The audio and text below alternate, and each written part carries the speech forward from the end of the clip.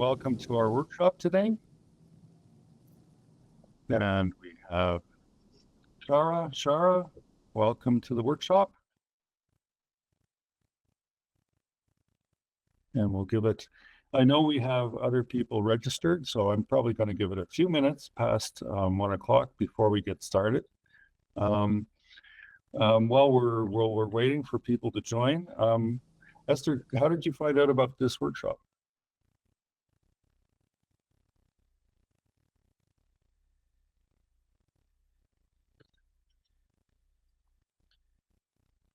Or Shara, how about you? How did you find out about the workshop?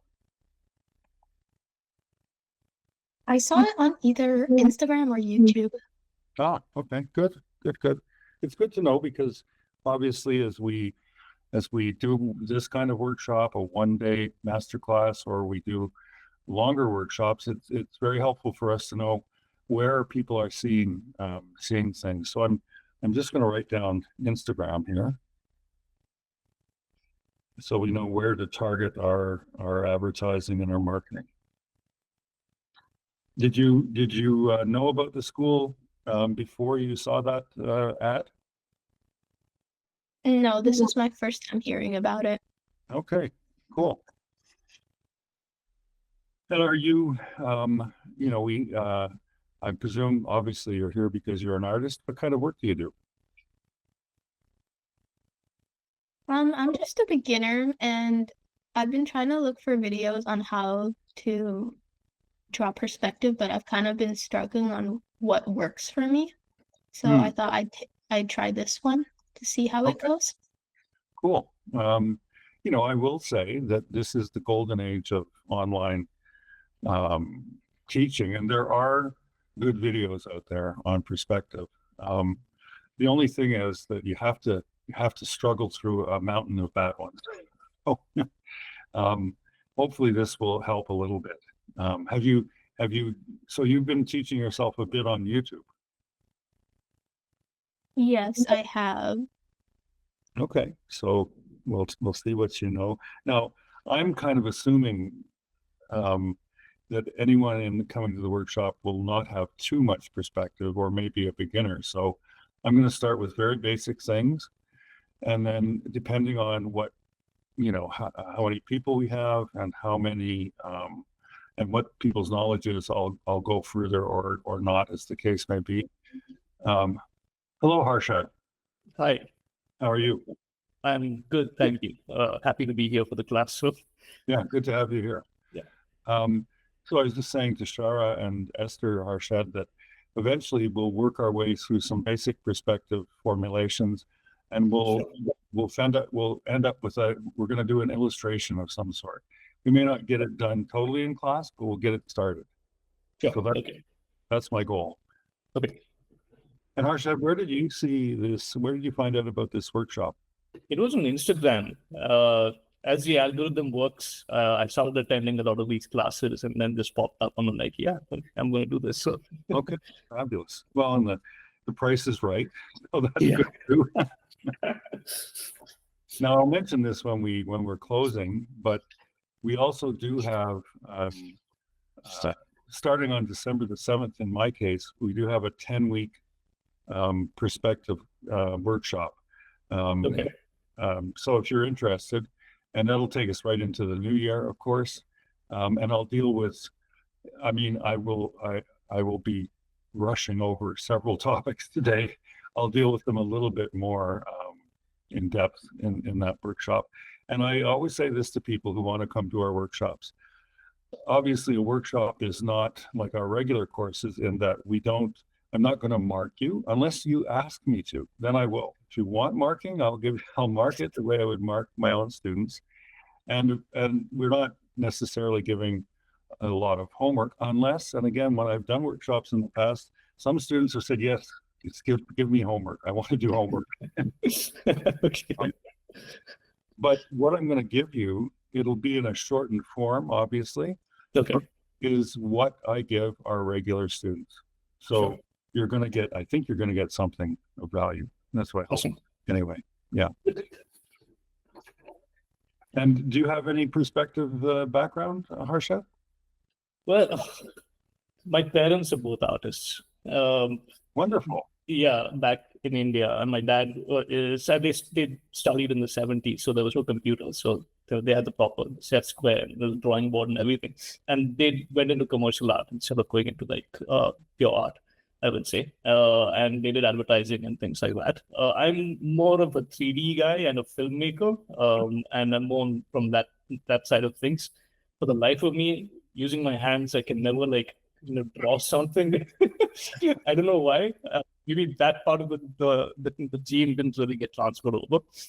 But yeah, so I can do little doodles here and there, but I know perspective is a mathematical thing. It is like a technique. And I was, so I'm glad I could attend this and learn maybe a bit of the technique. So yeah.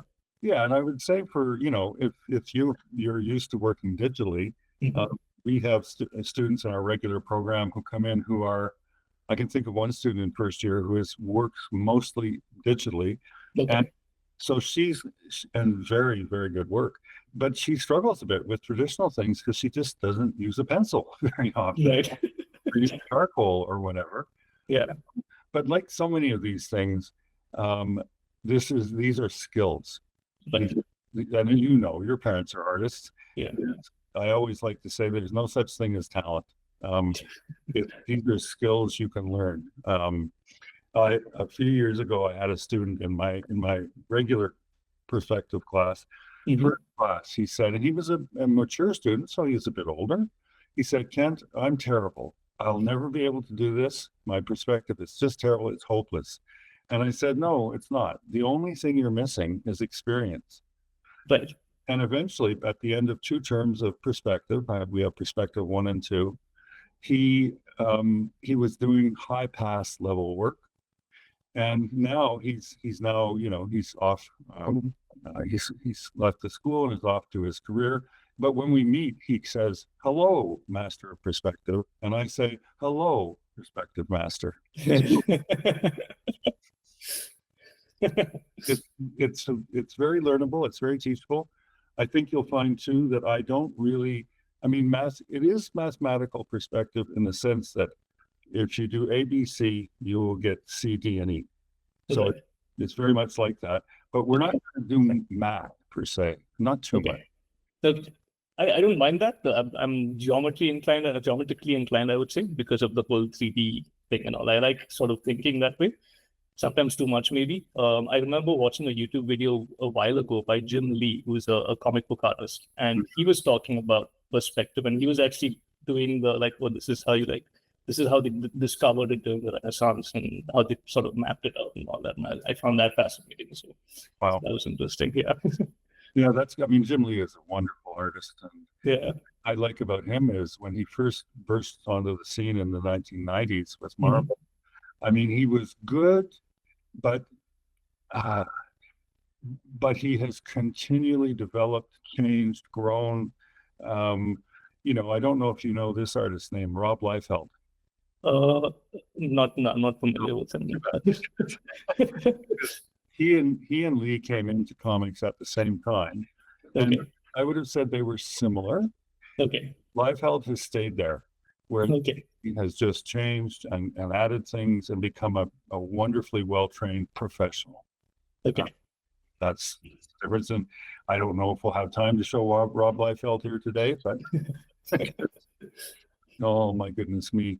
There's a cottage industry of people looking at his work, scratching their head. I can tell you this one thing about Mr. Liefeld. He created Deadpool. Okay, yes. Okay. Yeah. Right. So I'm going to take down that name.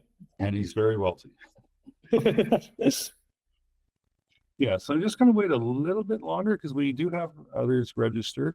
Sure. I have a sort of smallish notebook and a pen. Should I get a pencil? Would that be easier? Pencil is probably easier. And also, we're not going to work super big today because we don't have the time. But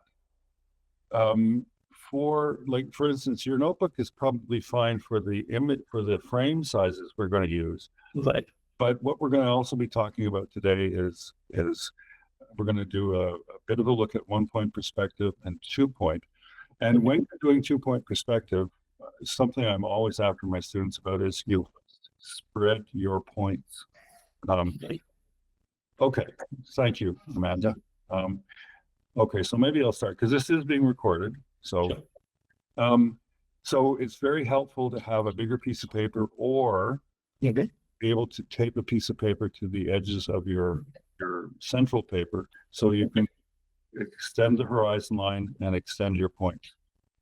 And we'll look at some examples of what happens when you don't do it and the distortion. So on that prompt from Amanda, I'm going to get started. And it is being recorded, and of course, if anyone comes in, we'll pick it up as we go. Okay. So let's just talk about some basic things, and then I'll have some visuals to show.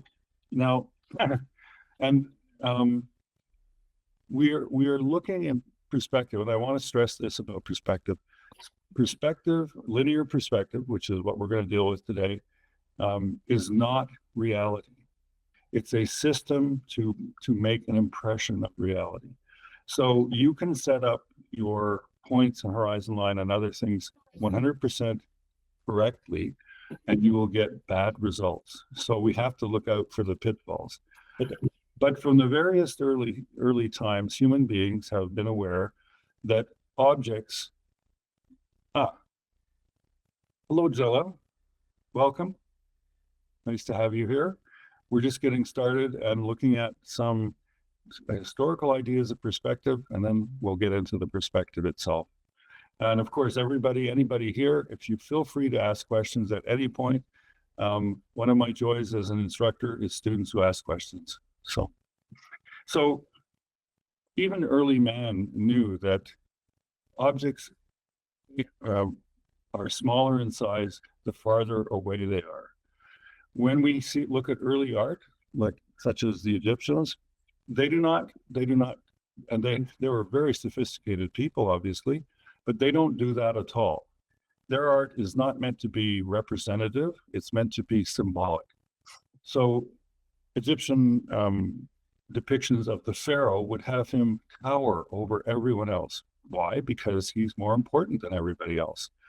They are completely uninterested in what we call figurative drawing. And in fact, they were very concerned that only a certain initiated class would be able to read their hieroglyphics. In other words, these things were meant to be kept to only the initiated. If you can imagine, well, let's go a little bit further. If we go into medieval times, and there's many examples in medieval iconography of a picture of a procession to a castle. The king is going to visit the castle. He is bigger than the castle. They knew very well he wasn't bigger than the castle, but again, it's symbolic. Now, we also happen to know, again, from iconography, images, architectural remnants, etc., that the Romans and Greeks knew perspective. They knew it, and they used. We don't know how they discovered it, or we cannot ascribe it to one person or one set of people, but it does appear that they did have it, especially the Romans used it pretty extensively in their art. But then over the years after the fall of the Roman Empire, that knowledge passed away. It literally passed away, which is another fascinating thing to think about in terms of the past, in that knowledge was not always growing exponentially as it does today. Oftentimes knowledge would diminish. So perspective was one of those things where knowledge diminished until the Renaissance and until the 15th century in Florence. And it's amazing because we can take it to one man, Filippo Brunelleschi, who was an architect and multi-talented creative person. And he began to formulate, and by looking at Roman ruins, he was able to grasp some of the essentials of perspective. And he's the person who starts to reformulate the laws of perspective. Now, there were other people involved, Leon Battista Alberti, Piero della Francesca, and of course, Leonardo da Vinci, who were instrumental in rediscovering perspective. Now, and I think this is one of the most extraordinary moments in art history, because imagine, in the generation previous, symbolic art, like the king being bigger than anything else, or even showing diminution in size in space, was not used. Within one generation, all artists of any kind of training, at least in Italy, and it began to spread northward and eastward and westward, and from Italy, all artists began to use perspective. And it's amazing to see the change from what we would call somewhat primitive work to really highly worked out perspective drawings. And that's one of the revolutions in the history of art. So we know if only we do this when we work with images, that something closer to us will be bigger. So if we draw a person and another one smaller nearby, our mind takes us to, yes, it's a person is farther away. Overlaps show us that a person is farther away. But what Brunelleschi discovered was that there is a rigorous and logical way to render things in perspective, and we're talking about people too, and make our images create great depth. I know I'm a coordinator for the sequential arts part of the school, which is comic books and graphic novels. We also have concept art and animation. And in all of those three streams, we are working to produce great depth in our images if possible. And we can't do it without perspective. And I know I'll have some visuals for you here in a minute. But I have students who took perspective in year one. Some like it and some like it less, let's put it that way. Although I try to make it fun, and I think it can be. But who tell me in year 2 or 3 or even 4, you know, I'm so glad I took it, because now when I need to solve a problem, I've got the tools to do it. And I didn't have it before. So let me present here, and I need that, and I'll do this, and we'll look at some visuals.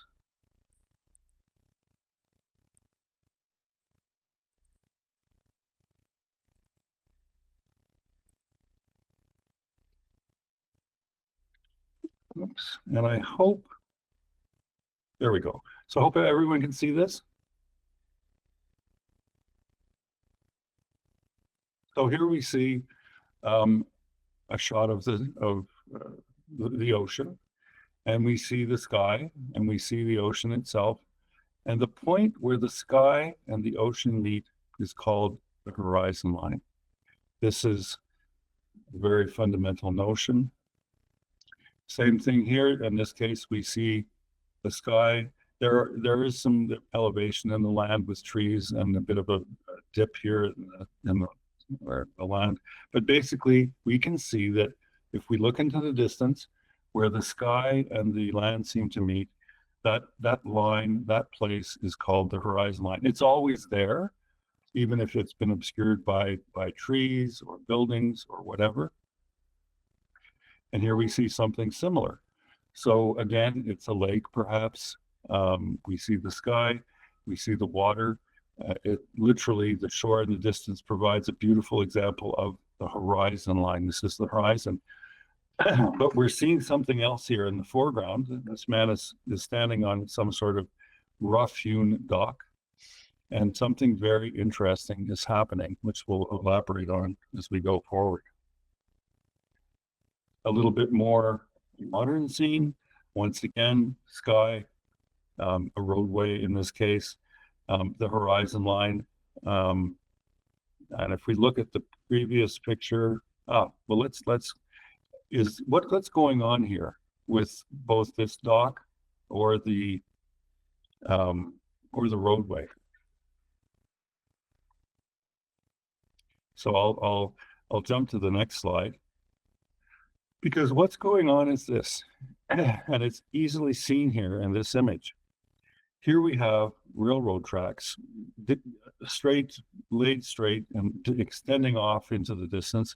Again, we see the sky, we see the land, and we see a horizon line. Now, it is a bit obscured because of trees, some buildings over here, etc., and a bit of atmospheric perspective. So things are dimmer in the distance. But we know if we were to step on those tracks and look down at them, that these rails are parallel with each other, but they seem to be converging. And in fact, visually, they are converging at a point on the horizon line. And that is the second principle we're going to look at today, which is it's called a vanishing point. So whether it's tracks like this or like this, we know that things that are parallel appear to converge on the horizon at a vanishing point. And we see two wonderful examples of it with this slide and with this slide. I also like this picture. I'm going to use it later. But so that's your first really important thing to look at. And I asked you to kind of, I'll go back to the slide because I like it better. Because think about walking down the street in your neighborhood. You know, if I live near Pape, so if I walk out onto Pape, the sidewalks and the buildings of Pape Avenue, if I look south to Pape and Danforth, here in Toronto, I will see the sidewalks. Eventually, of course, the street is wider, but they will converge. Now, we don't see the horizon because there are buildings. There is vegetation and all of that. But if we could strip those buildings away, we would see that these things converge on a point on the horizon. Not only that, the buildings around them, the parallel lines of the join between the side of a building and the floor, or the sidewalk, and the top of a building and the roof, all of those parallel things that are parallel as we stand in front of them, but then as we step to the side, we'll see that they converge at a point on the horizon. And here we see a pictorial view of that same thing. In this case, the little sidewalk here, the lines of that sidewalk, the lines of the building, and even the wires on these fence poles, they all converge at a point on the horizon. So I'm sure, you know, if you think or use your memory, you'll find that yes, you have experienced that. You've noticed it. Maybe you even, some of you have had a bit of perspective knowledge, so you're aware of this. This is going on all the time. And as long as, say, something, an element in architecture like this is parallel to that, when we see it this way, these lines will appear to converge to a point on the horizon called the vanishing point. And here we have another example of it with telephone poles, fence posts, etc. They're all, and of course the ties and so on this track, they're all converging on the horizon at a vanishing point. And knowing this and being able to use this gives you the ability to create depth and, you know, realism or reality in your pictures. And we see it again here. Simple setup. You might call this a rough. And then a vanishing point with two sets of railroad tracks going into the distance. In both cases, in this case, the artist has fleshed out the picture and produced a full-fledged illustration. But at the heart of it is the ability to use one-point perspective. Now, this is another big point that I think, if in some ways, actually, I should ask: is everyone understand what I'm doing with the one-point perspective vanishing point? Yep. Okay, so there's something else that's important as we go forward and as we do roughs and do some images here today. Everything, just about everything, and it says it right here, all things can be drawn within a cube or a brick or whatever. This is where you will begin to draw just about everything. Because, especially in a perspective class, it helps us use perspective. It helps us give us a framework to draw things, whether it be a dice, a table, even a person's head, a gift box, a car, whatever. Reducing things to a simple shape, and in this case, a cubic shape, because we're working with perspective, is at the core of everything. And I can even think of some of my students in the regular course who will actually, and we'll talk about gridding here in a minute or two, or half an hour or two. They'll even render the clouds in their initial rough anyway, as in kind of cubic spaces that they will then moderate and turn into more organic shapes. And I remember a student a few years ago who was struggling a bit. And then I think in second term, perspective 2, he suddenly said to me, I get it now. Everything is a cube. You can make you can start. Of course, things change as we develop them, but everything can be started as a cube.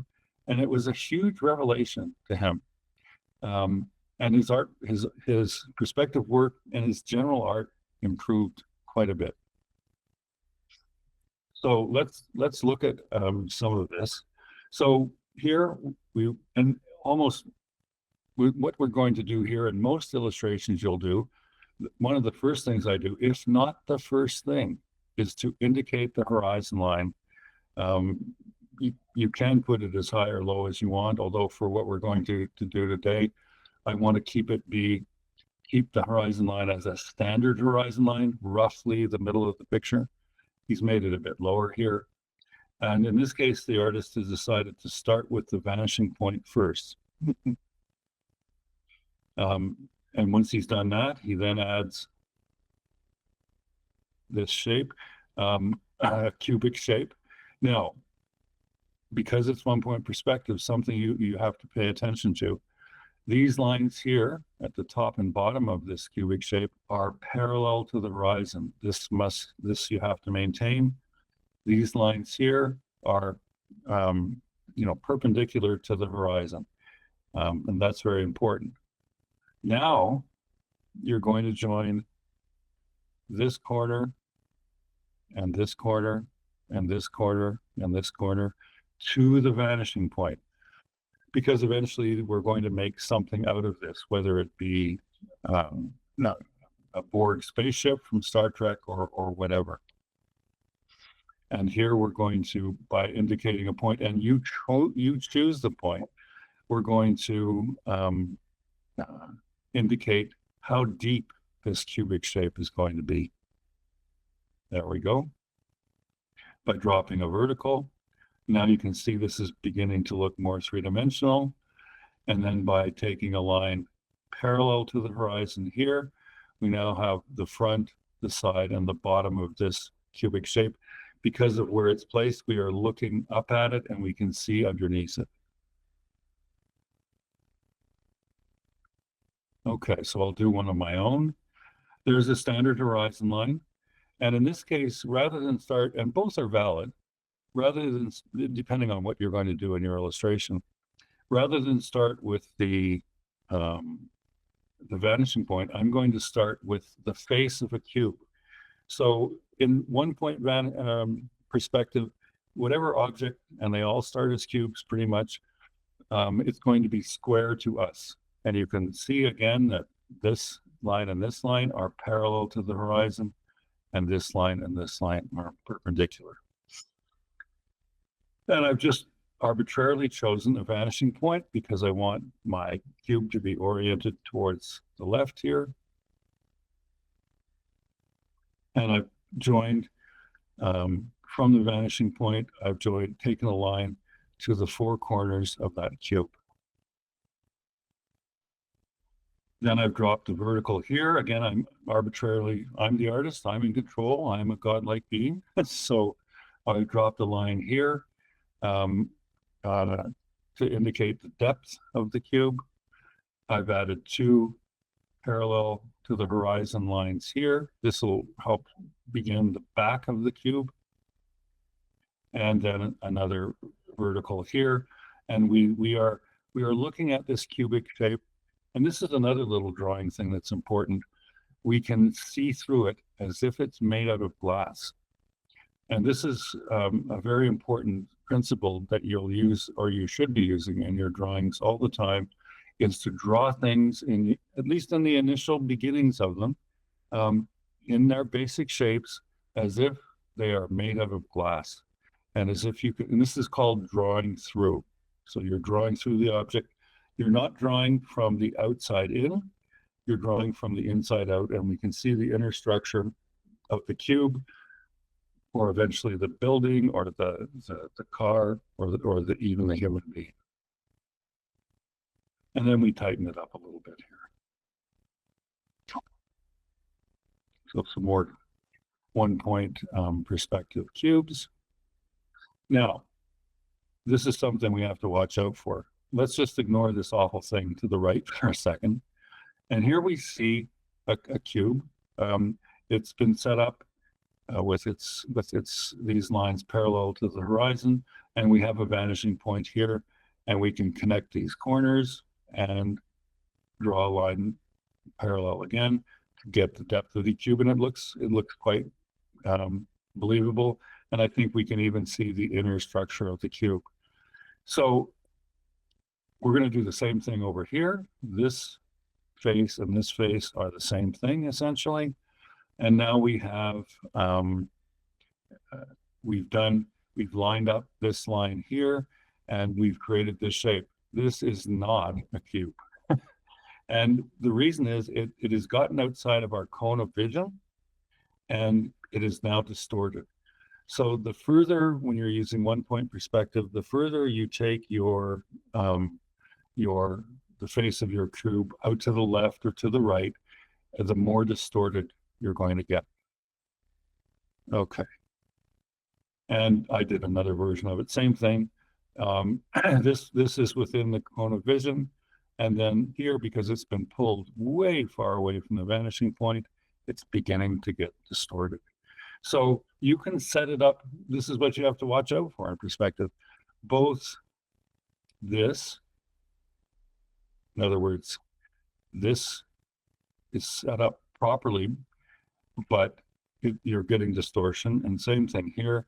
It's all the lines are lined up. We're both relating to the same vanishing point, but we have distortion. And that's another aspect of the fact that it isn't, perspective isn't reality. It's a system, but it can fail. And these are some of the pitfalls you have to watch out for. Okay, so let's do this. And we'll come back to the meat. Oops, now we'll stop sharing. There we go. Okay, and hi, welcome, Jimmy. We're just working with some 1-point perspective stuff. So since this is a drawing course, let's do some drawing. So what I want you to do is take a sheet of paper and make a 4 by 6 inch frame. So 4 inches high by 6 inches wide. And you can rule the frame out and the horizon line, and I want you to put a standard horizon line roughly in the middle of the picture plane. And after that, though, I'm gonna want you to work freehand, and we'll talk about that in a second. So any questions about how I want you to begin? We're good? What's the measurements again? 4 by 6. Yeah, 4 inches high by 6 inches wide. But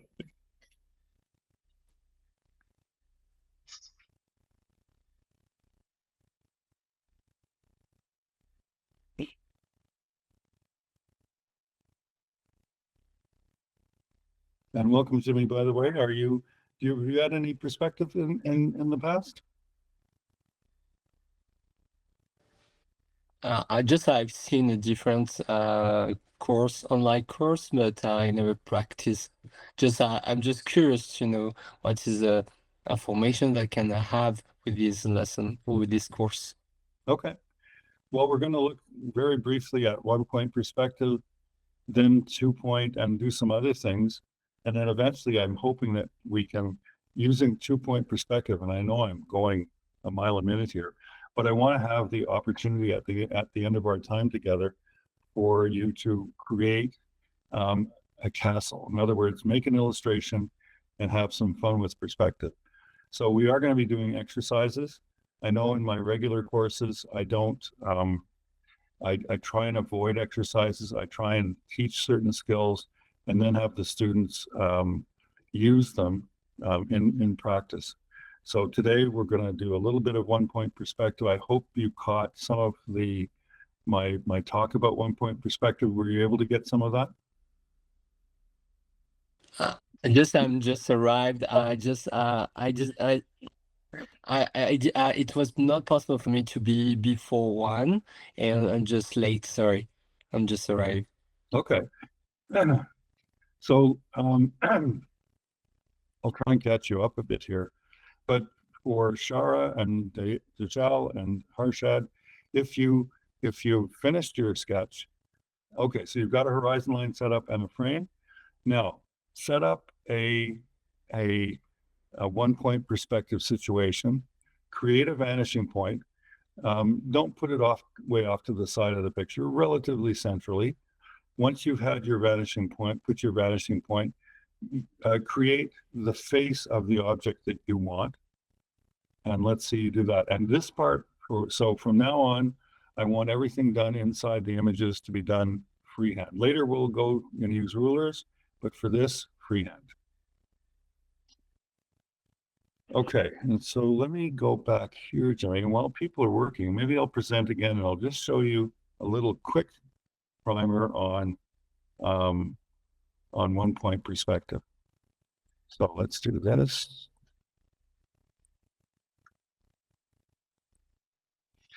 All right, so let's start with this. And I know I'm skipping over a lot of things, and actually I don't want to look at it that way. Let me make a change.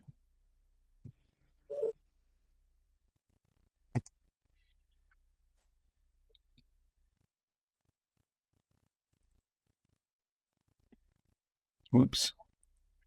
Okay, so when we look out when we're at the ocean or at Lake Ontario, and we look out, we'll see the sky and we'll see the land. Of course, it's pretty simplified here, and the place where the land and the sky and the land meet is called the horizon. And we're going to start to draw objects in perspective that have one vanishing point, because we know that parallel lines on a railroad track or on buildings, if we look at them, they will appear to converge on the horizon. And maybe I should actually go back and just show you. So for instance, silly me. Let's go here.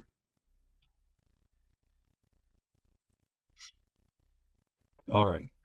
So we know if we stood by that railroad track, those railroad ties are parallel. But as they recede into the distance, they appear to converge at a point on the horizon called the vanishing point. And that's what we're working with here today. So let me come back to this particular slide. Okay. So what everybody else is working on is, with a 4x6-inch frame, we're going to create a horizon line where sky and land meet. We're going to create the front face of a cubic shape, because everything we're drawing is made out of cubes. And these lines will be parallel to the horizon, these lines perpendicular. That's the front of my cubic shape. Now I'm going to create a vanishing point over here, and I'm going to join that vanishing point to the 4 corners of the cube. And then I'm going to drop a vertical here. That's how deep the cube is going to be. Once I've got that, I can take lines parallel to the horizon to these points, drop another vertical, and tighten it up. And there I've created a cube, a building, a cabinet, a filing cabinet, whatever. But that's the essence of 1-point perspective. So let me come back to the meat again. And we'll do that. Okay, and stop that. All right, so does that make sense? And for anybody else, Shara or Harshad or Dajal, if you have anything, show it on your screen and we will, and I will say this, for this 3-hour period, I'm going to be your art director. So I'm going to be critiquing your work, and looking for various things. Obviously, the thing I'm most focused on is the perspective, but I'm also going to be looking at line quality and that sort of thing, and also your working methods as you make these rough drawings, and hopefully we work towards a more finished drawing by the end of the day. So who has something they can show me? I Harsha. did do a little bit of that. Okay, let's take a look. Okay, let's bring it a bit closer to the camera. Sure. Okay. All right. Now, what you can do now is, because it looks like we've got the front face of the cube. So now create depth by indicating, and have you joined, it's hard to tell, but have you joined the corners of the cube to the vanishing point? Not yet. So should I do that now? Yeah, do that now, and then indicate with a, with a horizontal or vertical line, how deep you want your cube to be. Sure. Okay. And one little small thing, see if you can be just like the cube, the actual square that you made there, it's a bit dark. Yeah. So see if you go forward, if you can make it a little bit lighter. Okay. Yeah. Okay, cool. Okay, anybody else have something to show me?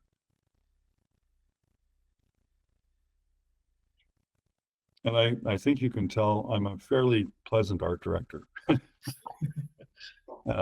In fact, I would say most of the people at the school are pleasant critiquers. We're not criticizing, we're critiquing to make it better, and that's part of the deal. I know there are students who say, more, give me more. Nice to see you, Shara. Do you have something to show me? Yes, I do. Okay, let's take a look. Okay, let me just do that. Okay, not bad at all. Yeah, so since you did that rather well, take that same vanishing point and create another cubic object, but using the same vanishing point somewhere in your image. Like put a different cube elsewhere on the canvas. Yep, somewhere you can put a different cube. It could be floating in the air, it could be on the ground, but use the same vanishing point. Okay. Cool.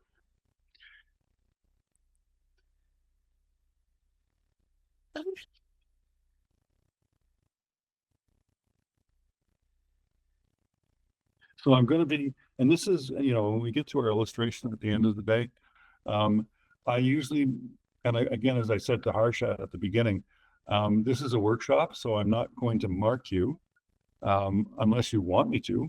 I can definitely do that. And welcome, by the way, Art. But I'm looking for, number one is the perspective right. Number two is your line quality attractive and sensitive?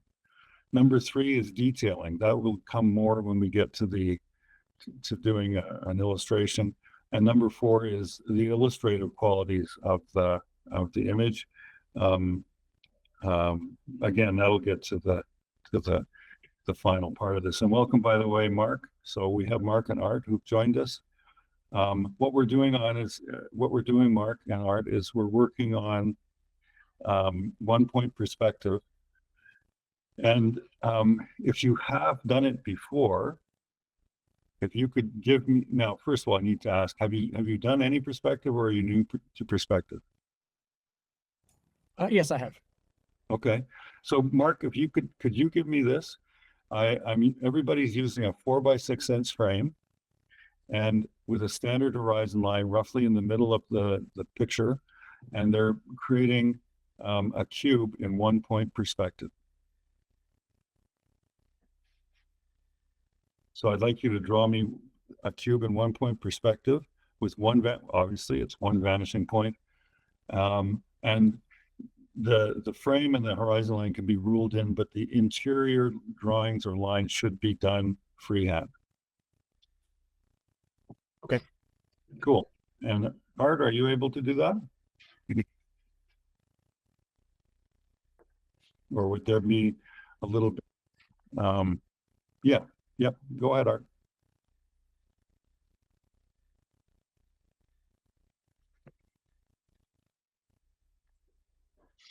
Yeah, if you have a question, go ahead. All right. Harshad, have you got more to show me? Yeah, so I finished the Okay, good. Yeah. All right, so give me another cube, as I mentioned to Shara, using the same vanishing point though. Okay. So you're not going to change the vanishing point, but you're going to start your cube somewhere else, and it's well set up. Good. Now, Okay. so now the task is to see if you can do it with slightly lighter line quality. Right, yeah, me too. Okay, cool. All right, Jimmy, do you have anything for me?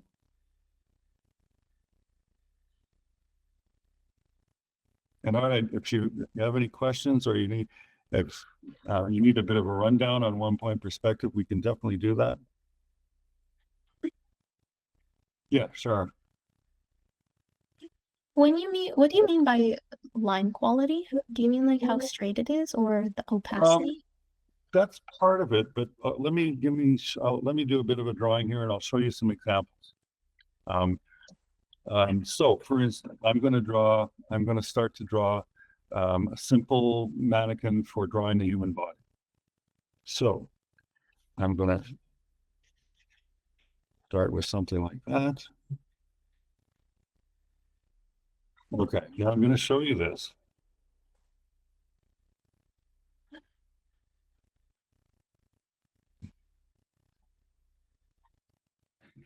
Okay, so that's pretty straightforward. And if I was continuing to draw that human body, I would probably stop there and move to the hips, the arms and legs, and etc. But many people do something like this.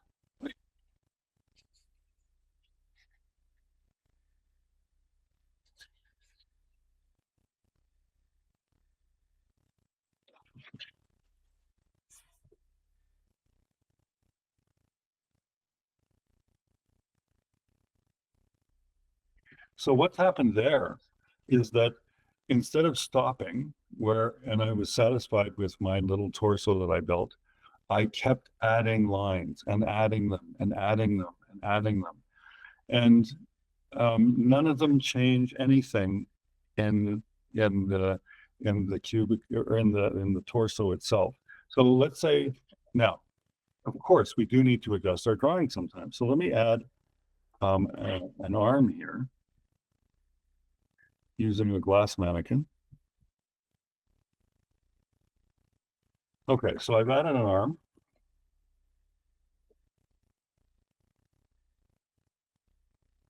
Okay. Now, see the difference between the two? I haven't, or in this case, I want to do something different for the arm. So I will make different marks here because I want it to be something slightly different. So there's a valid place to change something. I want to move the arm to a different position. But the other lines on the torso are heavy, dark, unpleasant, not very pleasing to look at. So one of the things that we talk about, and because we have so little time here today, I'm trying to squeeze a lot of things in, is before people even notice what your subject matter is, they look at your line quality. Is it sensitive? I mean, it can be dark sometimes for emphasis and other reasons, but I see many, students. I mean, I had this issue because I had the issue when I was a young artist of pressing very hard. So my drawings were all dark. I mean, there was some drawing skill, but it was unpleasant. Some people add extra lines and extra lines and extra lines. I've asked many students why they do it, and there are reasons. None of them are good. You don't need them. Another thing that's bad line quality is this. I'm going to do that torso again.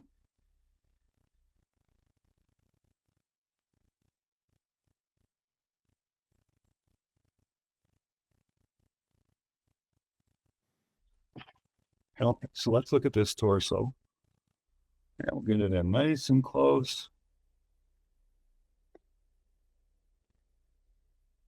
So this is what I call furry drawing. So the person is drawing little strokes. They're edging their way along instead of saying, I'm going to draw the torso. So I'm going to be decisive and confident in my marks. So both the heavy line, repeated repetition of the same line, or the furry line, that's bad line quality. Now, if I talk about this and I think about all the students I've ever taught, and there's a lot of them now, as you can probably tell, I'm not a kid. Most of them start with something like this. And it's something you have to work to get around. You know, again, in my case, it was pressing too hard. You know, I literally felt that sawdust would be crumbling out of my hand. I gripped my pencil so hard, you know, and I, from that day to this, I remind myself always, relaxed, sensitive, light lines. If you draw sensitively and with a light line, you can easily correct it by just making a slightly darker line without erasing, because we want to avoid erasing at the early stages as much as possible. So does that help with the line quality? Yeah, I have a better understanding of it now. Thank you. Okay. Now, do you see yourself in any of those examples? When it comes to drawing straight lines, I tend to draw more roughly, but when it comes to stuff like anatomy, I tend to like go over the lines repeatedly. Okay. So if you're, and this is for everybody, I think this applies to everybody. I know I had my own versions of it. Think about it this way. An artist once said to me, imagine if you didn't do all those repeated lines that don't help. Actually, every one of them takes away from your drawing. Imagine if you didn't do them, all the lines you'd have to make good use of. So you're wasting a lot of time doing them. Almost always, the more you do, the darker it gets, the less attractive your image is. So it's something, you know, we all have our versions of it. Mine was pressing too hard. Yours might be adding those extra lines. I don't know, Harshad, maybe you have a bit of furry drawing, you know, but, you know, it's a 4-year program here. From year 1 to year 4, all instructors are always working with students to improve their line quality. So it's very, very important. And even though for now, and this is for everybody, we're only doing roughs, you want to be working on your line quality all the time. Okay, so anybody else have something to show me?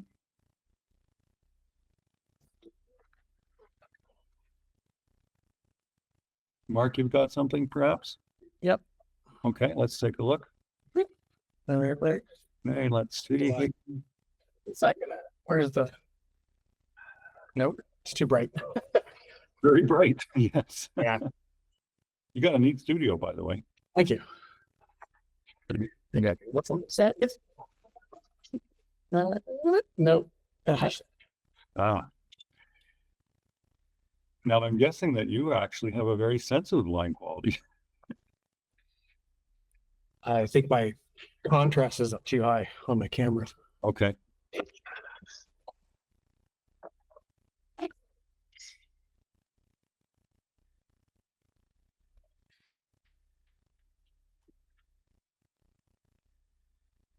Okay, so while Mark is working on that, Harshad, do you have more to show me? Okay, very good. Let's take a look. Okay, good. And actually that is good because you know, your line quality is improving. So it's a little more sensitive. It's a little lighter. It's, you know, it looks like the horizontal lines have crept a little bit, but I'd like to see that change in your line quality. So let's do, and I think Shara, you're still in the same boat. Why don't both of you give me one more cubic shape on that image, and I'm going to talk to others, and then I want to move on to the next skill we're going to deal with. Okay, so Mark, you're working on it. And Suzanne, nice to see you here, by the way. Oh, let's take a look at yours, Mark. There we go. Okay. Okay. Yeah, so basically well set up. So the next, let's get you started on the next thing while I look at people's work. Give me another cubic shape using the same vanishing point, and a different sort of a cube, but also let's see if you can moderate your line weight a bit, make it a little less dark. Okay, Can it be anywhere like above or below the horizon line? anywhere you want. It can be above, make it be above so it's like a floating cubic thought. Right. Yeah. Okay. Now, Suzanne, you've come in the middle here. What we're doing is we're using a horizon line and one vanishing point, and we're creating some simple cubic objects. Do you know how to do that?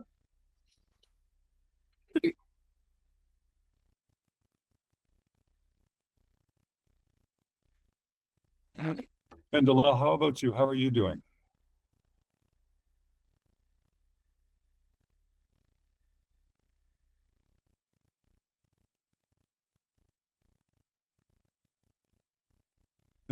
And Art, how are you coming on your end? 2 seconds. Okay.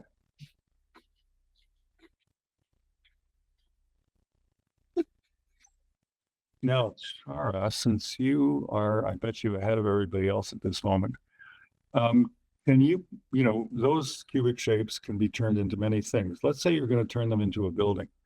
Do you know how to put a door on that building?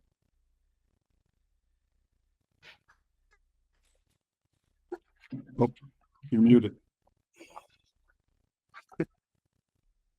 Okay, let's take a look at you, Mark. Okay, so the cube that's floating in the sky, two things. The horizontal lines have gotten out of parallel with the horizon line. So it started, this is what I call creep, when things tend to creep a little bit. And still the actual cube itself is a bit dark. All right, so let's see. And Art, you're still coming here. And oh, let's take a look at Shara. Okay. Okay. Okay, good.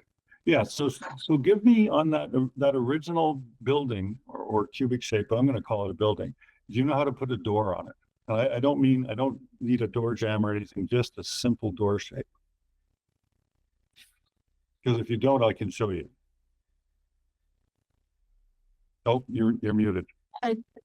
Is it on the side of the building? Yeah, on the side, so we can use the perspective lines. Yeah, I can try. Okay, good. Okay, anybody else? Keep me busy, everybody. I did a third one. So Okay, let's take a look here. Okay, so, you know, this is good. Every drawing, your line quality is improving. okay. Now, so I was talking to Shara about this, and I think you might have seen some of the examples I showed. Do you see yourself in any of those drawing issues? All of them. Well, you know, I mean, here's the thing. Let's say we're working with perspective, and I'm giving you a skill, 1 point perspective. Well, another skill is that you have a sensitive line quality. So that's something you need to, you know, be thinking about. I know for me, with my tendency to press very hard, literally before I start drawing anything, and I'm going to be drawing tonight, I remind myself, and it's many decades since I was in art school, I remind myself to relax, have a sensitive touch. You know, do you have a tendency to grip the pencil very tightly? I do, yeah. I mean, I do tend to like get a little too, you know, too much pressure into the whatever. Even if I'm writing something, it's still writing too much So pressure. if we were in person and we were walking around the room, I should be able to pull your pencil out of your hand without any resistance, just like butter, you know, the knife through butter. So that's something to look at as you go forward. Mark, if you can put that back up, I'm going to take a look. Thank you. And there we go. Okay, and Mark, you put a door on there. Okay, cool. Good. So I'm going to again stress, Mark, let's see if you can keep it a little bit less dark. And Yeah. now Shara, I will look at yours here. Okay, good. All right, this is very, very good. So we're getting close, and we're going to take a break about 2:30, but let's move on to something else if everybody's ready. And I know Art, I don't know if you're ready, or Yeah. Jal, if you're ready, we're going to move on to something else. Are we good to go to a new skill? Sure. Okay. So what we're going to do next, let's do this. Okay, everybody back to normal here, is I want to talk about scaling. So scaling is basically scaling people into an environment. So, and this is something that you can start using right now if you're doing a drawing in which we have a foreground, midground, well, all drawings have a foreground, midground, and background.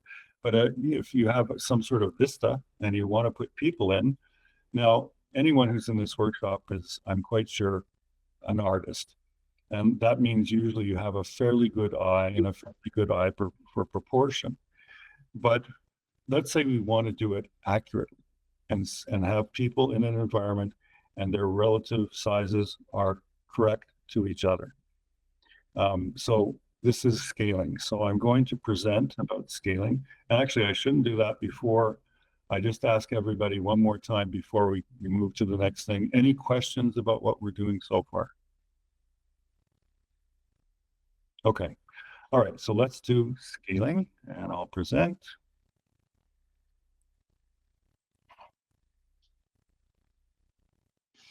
And here we go.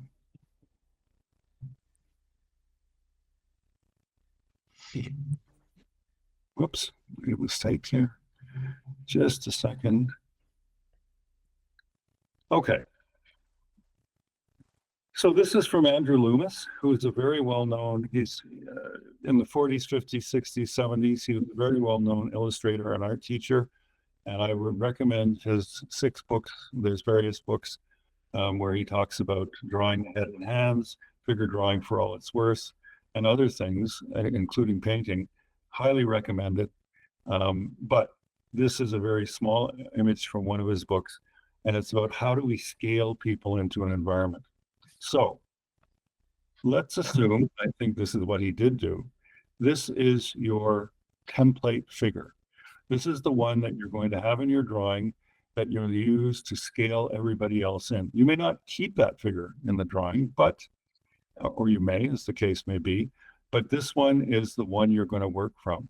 So let's say you've indicated a horizon line, which you need to do on every rough that you start, and you've drawn in this figure here, and you now want a figure to stand roughly here. His feet are going to be there. So how do we scale them in? I think you can see where we're going with this, but so we take a line from the foot position of the new figure to come through the feet of the template figure to the horizon line, and we get a vanishing point.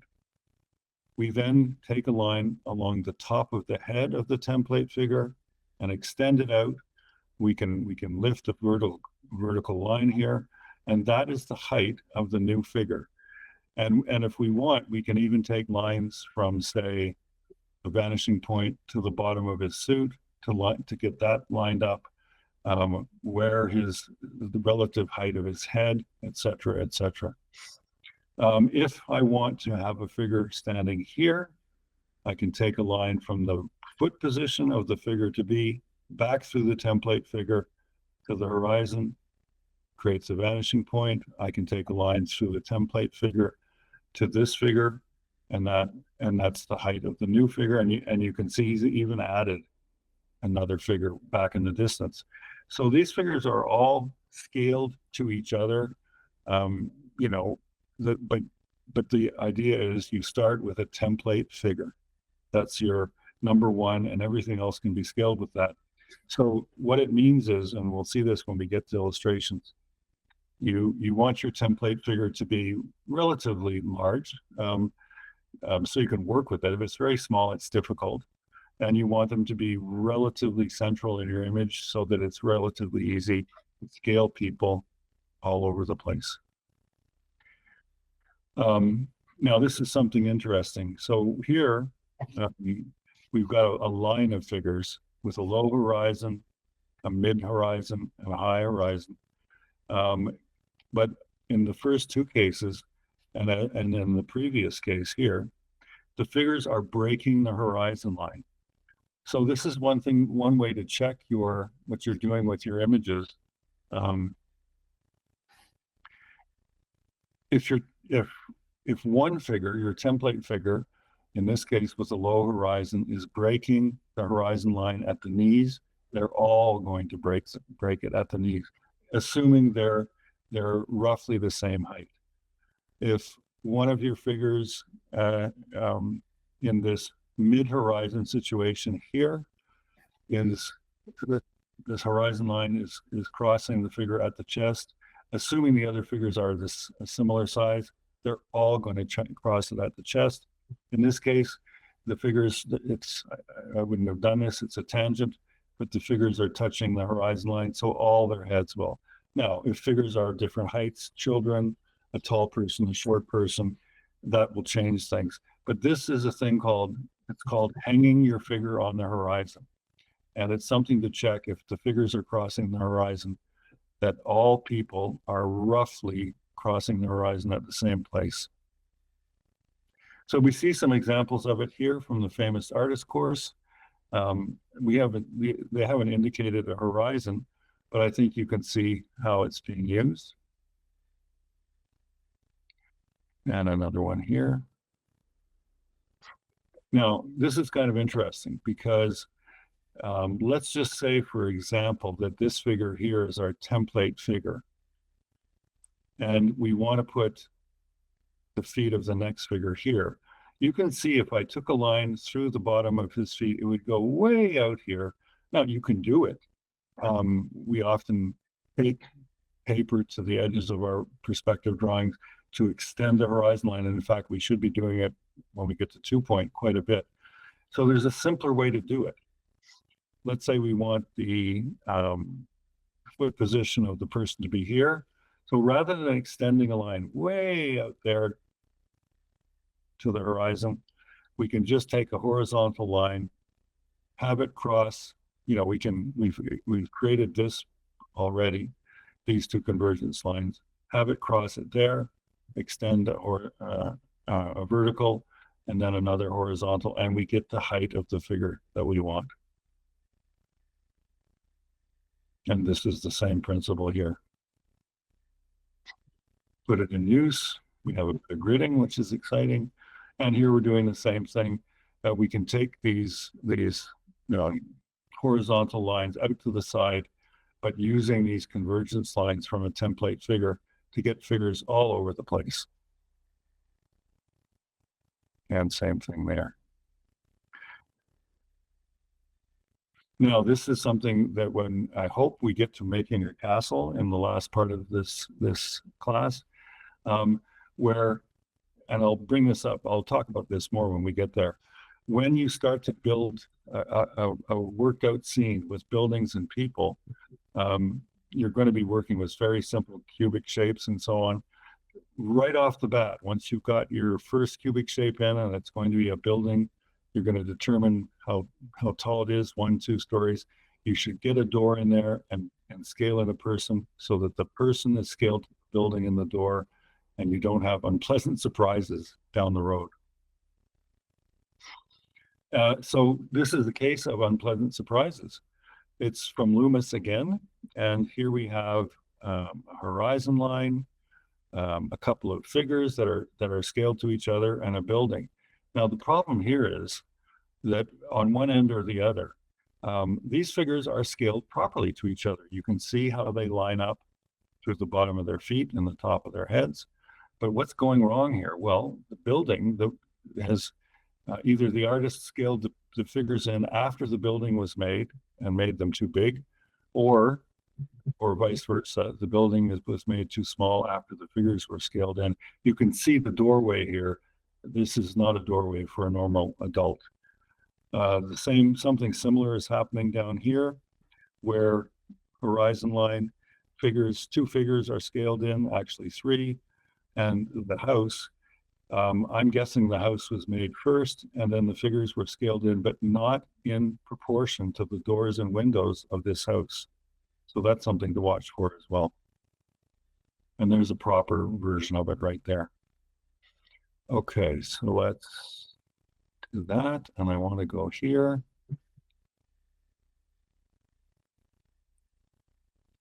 And we'll do this. Okay. All right. So I'm just going to do my own version of it. So we have a horizon line, a template person, and the foot position of the new person. And I can take a line from the rough midpoint here of the foot position of the template person through the new person's foot position. I create a vanishing point. I can also raise a vertical here because I'm going to take a line from that vanishing point to the head of my template person. And there's the relative height of the person in the distance. In this case, I've created another vanishing point by taking the feet of the new person through the template person all the way back here, then a line through the top of his head, and I've created a foreground person. I've got 3 people in perspective. In this case, there's our template person. I've taken a line from the top of the head and through the feet and joined them at a vanishing point here. I want to put another person here, but we saw in the previous slide, if I take a line through there, it's going to go way over here. And there's a much simpler way to arrive at the height for this person. And that's to take a horizontal to that point, raise a vertical, extend a horizontal, and there's our our next person. And we're going to do the same thing here. And there's our third person. Okay, so let me come back to the meat. There we go, and we'll stop that. And so that's scaling. And I think it's actually, when I do my regular courses, I do scaling extremely early because it is so foundational. Even if you don't go on with perspective or you don't feel it's something you're going to use extensively in your work, being able to put people in your environments accurately is extremely important and a great skill to have. So let's go back to drawing here, and let's get another 4x6 inch frame, 4 inches high by 6 inches wide, and that can be ruled in. The horizon line can be ruled in, and I'd like a standard horizon, not too high, not too low. And I want you to draw a person, a template person. So not too far away so that they're tiny and not cropped out of the picture in the foreground, although that's a valuable thing to do sometimes, that can be used to scale in other people. And, you know, as we talked about line quality, and I maybe can show you some examples later, I want the line quality to be crisp, clean, and sensitive. So there's a tendency sometimes, and again, if we get to the castle part of this day, I think it'll be fun. We're going to be doing some pretty crisp, clean drawings, and there's a tendency sometimes for people to draw the figure in a really gestural, loose, kind of raw way, which is perfectly fine for certain types of drawings, but not for what we're doing. So let's keep the people. I mean, you can dress them in whatever garb you want. It can be ancient Rome or today's Toronto, but let's keep the drawings crisp and clean. And Mary Esther, I see. How are you doing on your end?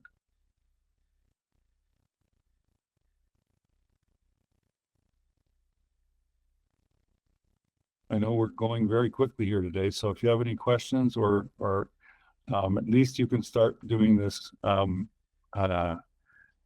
scaling of people. And Art, how about you? How are you doing on your end? Just scaling in a person. Okay.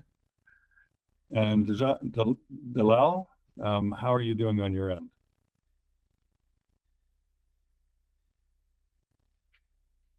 Okay, so again, if you have any questions, let me know. And let's see what we can do with some scaling.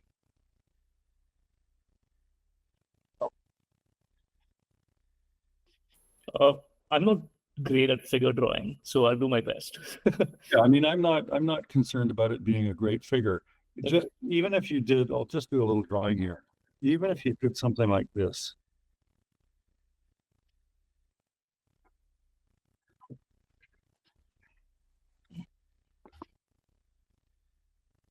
Okay. So just to show placement, that's what I'm Sure. most concerned about. Okay. Cool.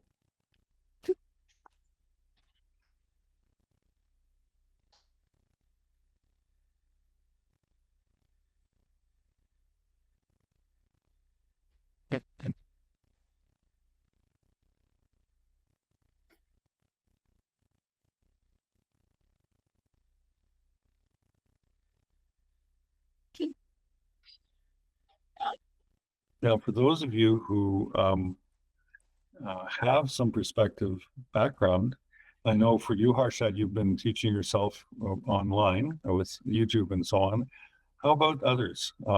Where did you get your perspective knowledge from, or is this the first little toe in the water here?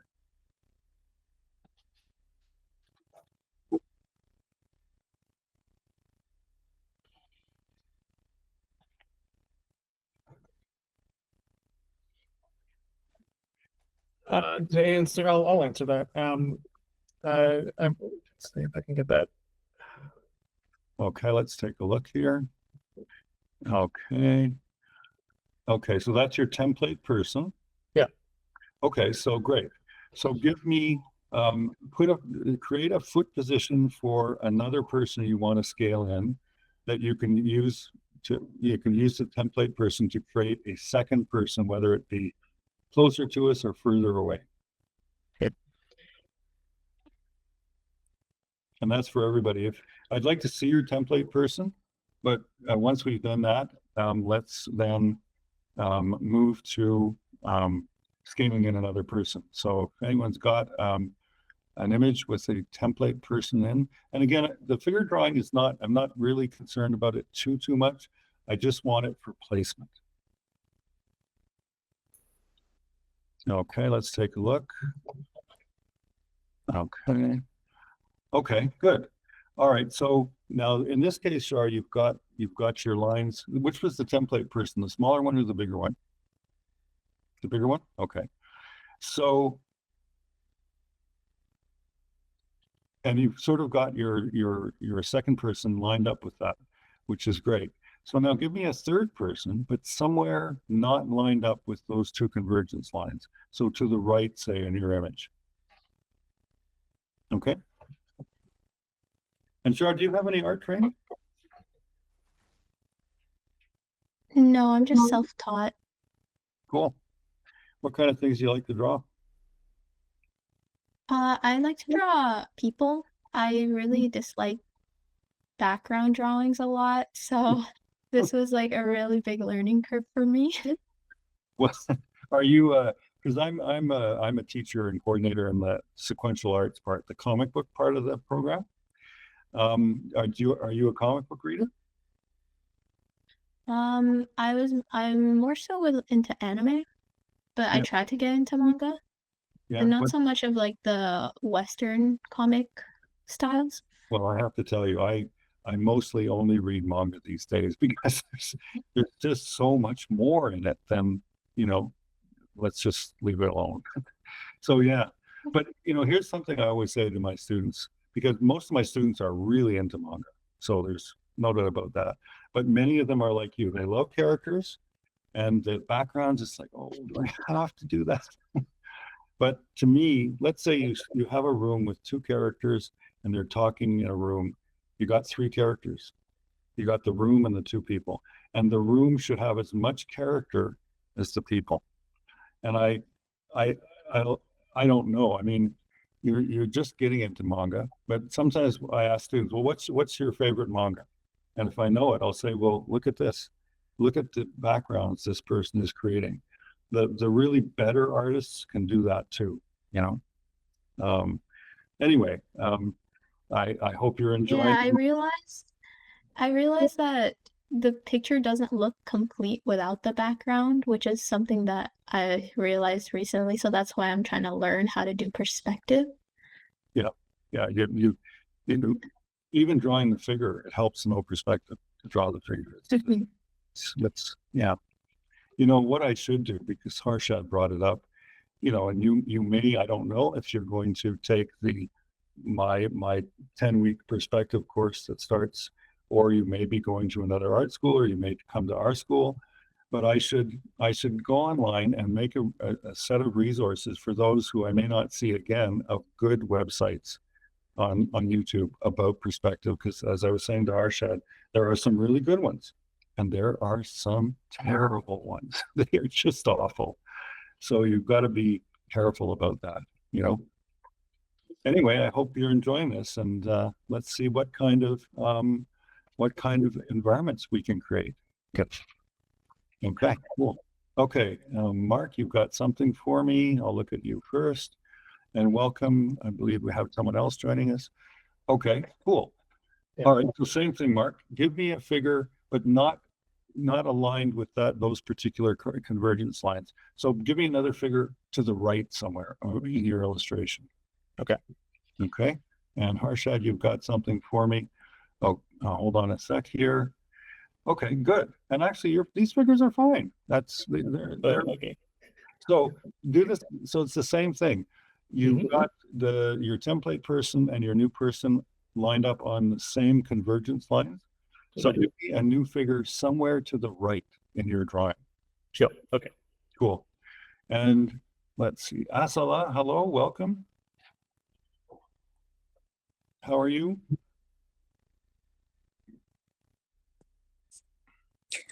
Hello, sir. Thank you.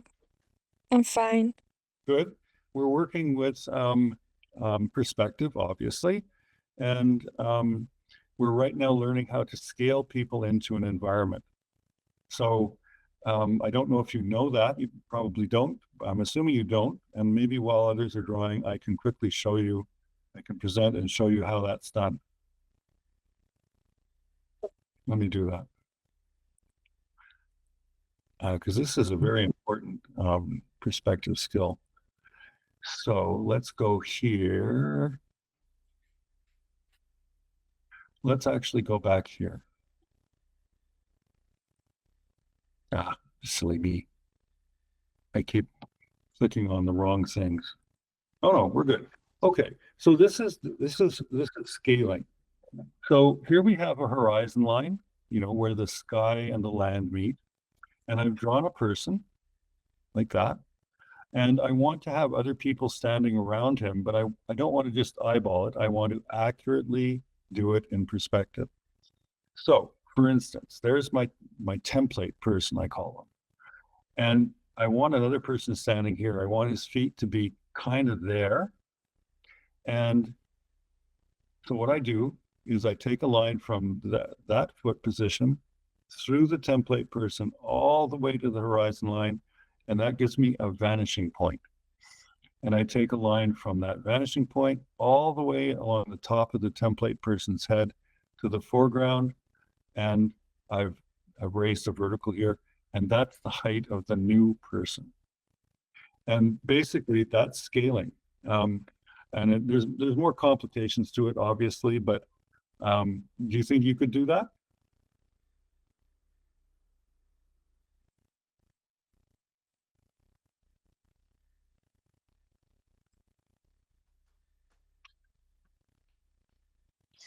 Or I can show you another example of this. Let's go here.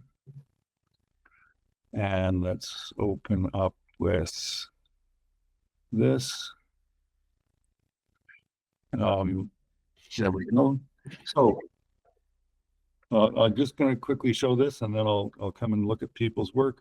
So again, a horizon line, sky and land, and I've put in a person, And I want the foot position of the new person, he's in the background, to be standing there. So I take a line from the feet of the template person through that person's feet to the horizon line. I raise a vertical, and then I take a line from the vanishing point that I've created through the head of the template person, and there's the position of the new person. So if you could do that, that would be great. And I'll come back to the meat here, and we'll look at some more examples. I love being an art director.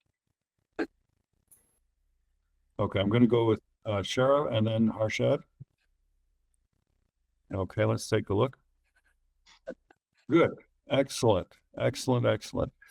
Okay. Let's do this for you, Shara. And before we do our break, I think we've got a bit of time, we can do this. Give me another person in that scene, but this time have the person, your people are fine, but they're just kind of standing there. Have them gesturing or walking or holding a prop, something, because the perspective part of it, you've got. Great. So let's see what you can do with the person. Do Okay. you want me to draw multiple people gesturing? Just one. Just one. This one? Yep. Okay. Okay. Harshad? Well, I hope this is okay. I don't know. Okay, good. Yeah. Yeah. Yeah. You're excellent. Okay. And the people are fine, you know. Okay. Yeah. What has happened is because with your cubic shapes, you Mhm. bit every single time out, they got better and better, crisper, cleaner, lighter. Mhm. Now, I know people tend to get more exercised about the people. So your people have gotten a bit dark. So Okay. if you can fit one more person on there in, you know, scaled in, but you give it with a better, more sensitive line quality. Right. Okay. Okay, cool. Okay. Art, do you have anything? Oh, Mark, you've got something. Let's take a look here. Okay. So let me give you the same task, Mark, because obviously you've understood the perspective aspect of this, is to give me one more person on there doing something with a prop, gesturing, waving, you know, maybe not, you know, doing the high jump, but something like that. Okay. Cool. And Asla, if you have any questions, please ask. Dalal, same thing. And Art, if you've got anything, I'd love to see it.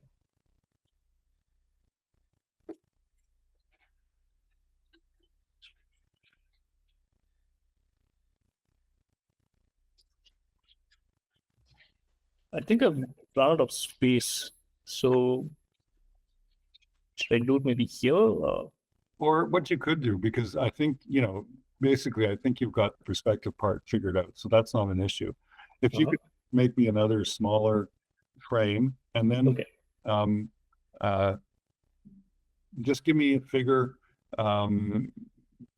scaled into a template one, and let's see how nice you can make your line quality. Sure. Okay. Okay. So I should start on a fresh page and then try something new. Yeah. Yeah. Okay.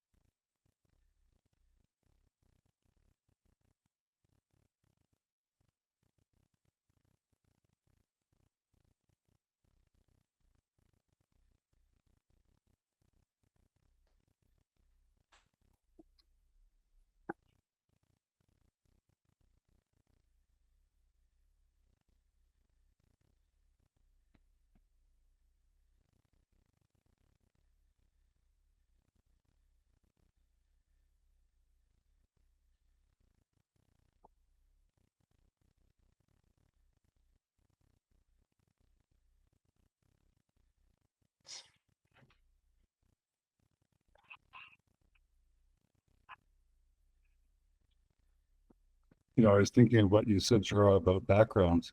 I've been recently reading a manga series called the Vinland Saga. It's really good, and it's set in England in the 9th and 10th century. So the Vikings and the Anglo-Saxons are vying for each other, and they add some historical characters, but some fictional characters. Well, the background in that and the creation of environments and so on is fantastic. And it just adds so much to it, Another manga series. I don't know if have you ever heard of Vagabond? I have not. Okay, Vagabond, it's based on the life of Miyamoto Musashi, who was Japan's greatest samurai. He supposedly was a victor in 40 single combats, armed most of the time with a wooden sword, and he beat people with metal swords. And he was a real person, and he wrote a book about swordsmanship and all that. He's also a really good artist. So this is the story of his life. And the artist of the manga series, Takehiko Inoue, his exteriors, his interiors, I mean, the faces of the characters, their emotions, the storytelling is so brilliant. But also the surroundings are so wonderful. I like to say Takehiko Inoue is the greatest illustrator in the world today because of what he does, and highly recommend it. Sorry, what was it called? Because I might actually try and check it out myself then. Yeah, it's called Vagabond. So Vagabond, Vagabond. And it's interesting because it's set in Japan's feudal age, samurais and all that. He has another 2 series. One is called Slam Dunk. It's about basketball. It is fantastic. It's so different from Vagabond. But again, it's a modern setting, arenas, locker rooms, high schools, whatever. And then he had another follow-up one called, what is it called? Real, I think. And it's about wheelchair basketball. It's even better. They're all 3 of them are just cool. And his backgrounds are unbelievable. And he's very, very popular. He's quite wealthy. He loves basketball. And so when he's fed up with drawing, he's built his own basketball court. So he can go out and call a few friends and they'll play basketball before he gets back to the art table. It's a cool story. Wow. Yeah. Yeah, I'll definitely check him out then. Okay, cool. Here's the Okay, let's look. There we go. Let's take a closer look, Mark. Okay, good. Yeah, that figure's got some life to them. So I know I said I wasn't going to do this, but I think I will because I like what I'm seeing. So the liveliness of that figure I like quite a bit, Mark.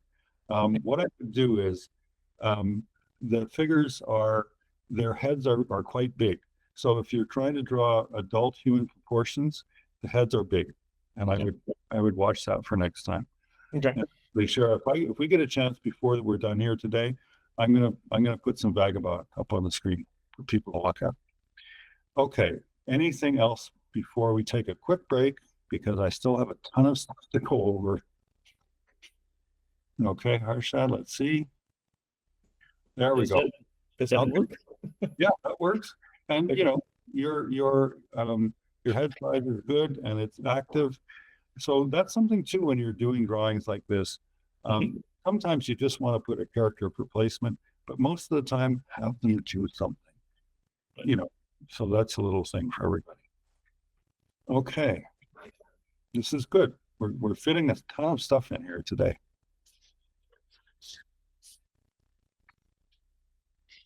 Okay, so I think just based on the time and where everybody is in their drawings, let's take about a 10-minute break. I'm going to cut it, if it's okay with everybody, I'm going to cut it about 5 minutes short because we do have to, I want to look at 2-point perspective. I mean, we're going through a ton of stuff here today. And then I want to maybe get you started on an illustration of a 2-point castle in the desert. Okay, so I'll see you. My clock right here says 2:34. I will see you at 2:44 for really intense hour and a quarter to finish the day, and try and fit in a little bit of Vagabond for everyone to see. Okay, see you in about 10 minutes, everybody.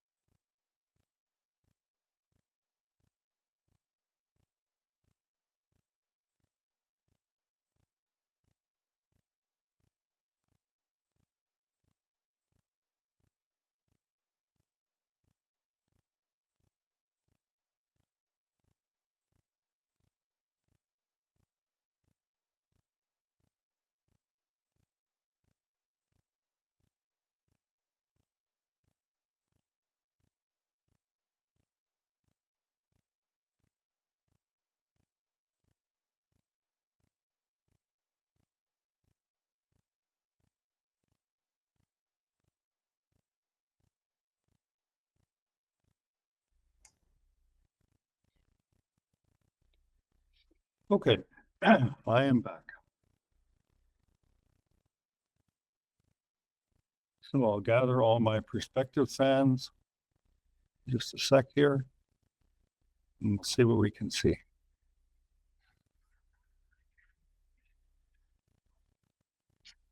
Okay, just waiting for Mark and Dalel. There we go. Okay, so before I go any further, because as you probably figured out by now, I tend to go very quickly. 3 hours is not a lot of time though. Any questions about what we've done so far? Yeah. So we've placed 4 characters in a space, and I was looking at this just while on break. It's like, where do you usually place the background and the scenes before you place the people, or vice versa? Or is it just how you think about a situation or an overall scene? That's a good question. In a case like this, when we're doing perspective, and I know if I think about the assignments I give to my own students, what we'll do, I'll let me do a little rough for you, actually, to just give you a bit of the process. Because I'm thinking of the overall scene first. Now, when you do comics and you're dealing with individual panels, sometimes you actually will start with the person and you'll draw out from the person. Although even there, most of the time when you're doing panels in comics or illustrations, you start with the overall scene. Now, you have a general idea where you want the people to go, but you do start with the overall scene. So let me do something very quickly here. Look at that. Okay, so I've got, you all know what I don't have to show you. I've created the horizon line in a standard setting, and I'm going to start with a scene. So what am I going to draw?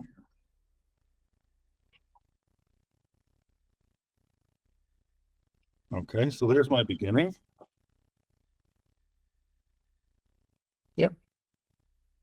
And I've created a ground plane. I've gridded it. I don't think we're even going to get to gridding today, even though I'd love to get to it.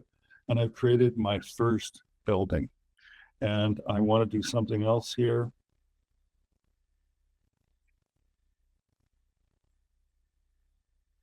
Okay. Building number 2, I've added another building. Now, right away, because I want to put people in there, I'm going to scale a person in there. And I'm going to say that one building in the foreground is a 2-story building, and I'm going to make a door. I'm going to use my perspective vanishing point to do that. So I've created a door on that new building. And when I've done that, I'll then scale in a person beside the door. And now that's my template person. I'll get it really tight so you can all see it.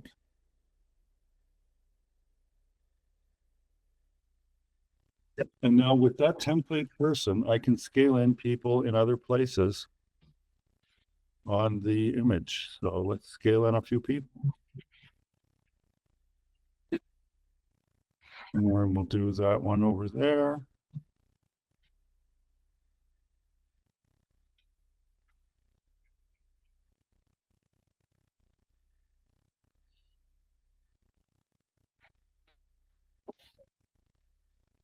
So I've scaled in 2 other people. Okay. And that's for this. Sorry, I'll keep it a bit longer. Sorry, everybody. Yeah. So that's my standard for this kind of thing. That's my standard procedure. I'll kind of work from the horizon forward. And very early on, and I would add more building to it, I'm going to put a door and get a person beside it so that now the people will fit the buildings. And that's how I do it. And in drawings like this, and I'm talking about exteriors and interiors in my perspective class, basically, that's the way to do it. And you see my little rough here? I keep it that simple. You know, it could be that I want beautiful pillars with Doric columns and so on. I'm not going to do that. That is not important at this stage. It's the basic shapes and the basic composition I want. And that's what I'm looking for. And I know a lot of students still at that, this thing is small. It's only about 3 inches wide. I want to keep it that way because I don't want to get into details yet. And if I have my sketchbook here, I could show you some of my work. I like details. I like doing it. I've trained myself, don't go there. Get your basic composition worked out first, position of buildings, people, and all of that, just as blocks even. Later on, you add all that stuff. So I'm working very simply to start. There's a time and a place for everything. I also like inking. So I like to add the details, but I'm not going to do it at the beginning. And that's it. And you can see, I try and keep my lines, even in the rough, it's scratchy, but I try and keep them fairly gentle and sensitive. And the good thing about this is, as you could tell, I did this in like 2 minutes. So if I don't like it, I'll do another one, or I'll do another one. And I haven't invested a huge amount of time in a rough that's very detailed and that I'm going to have to scrap. So working simply at the beginning enables you to explore a whole bunch of different possibilities without taking a lot of time. And we don't want to do that. Okay, let us delve into if there's not any other, and that was a good question, by the way, Mark. Thank you for that. If there's not any other questions, let me jump into 2-point perspective. We've got the survivors here today, so that's great. So let me present here. There we go.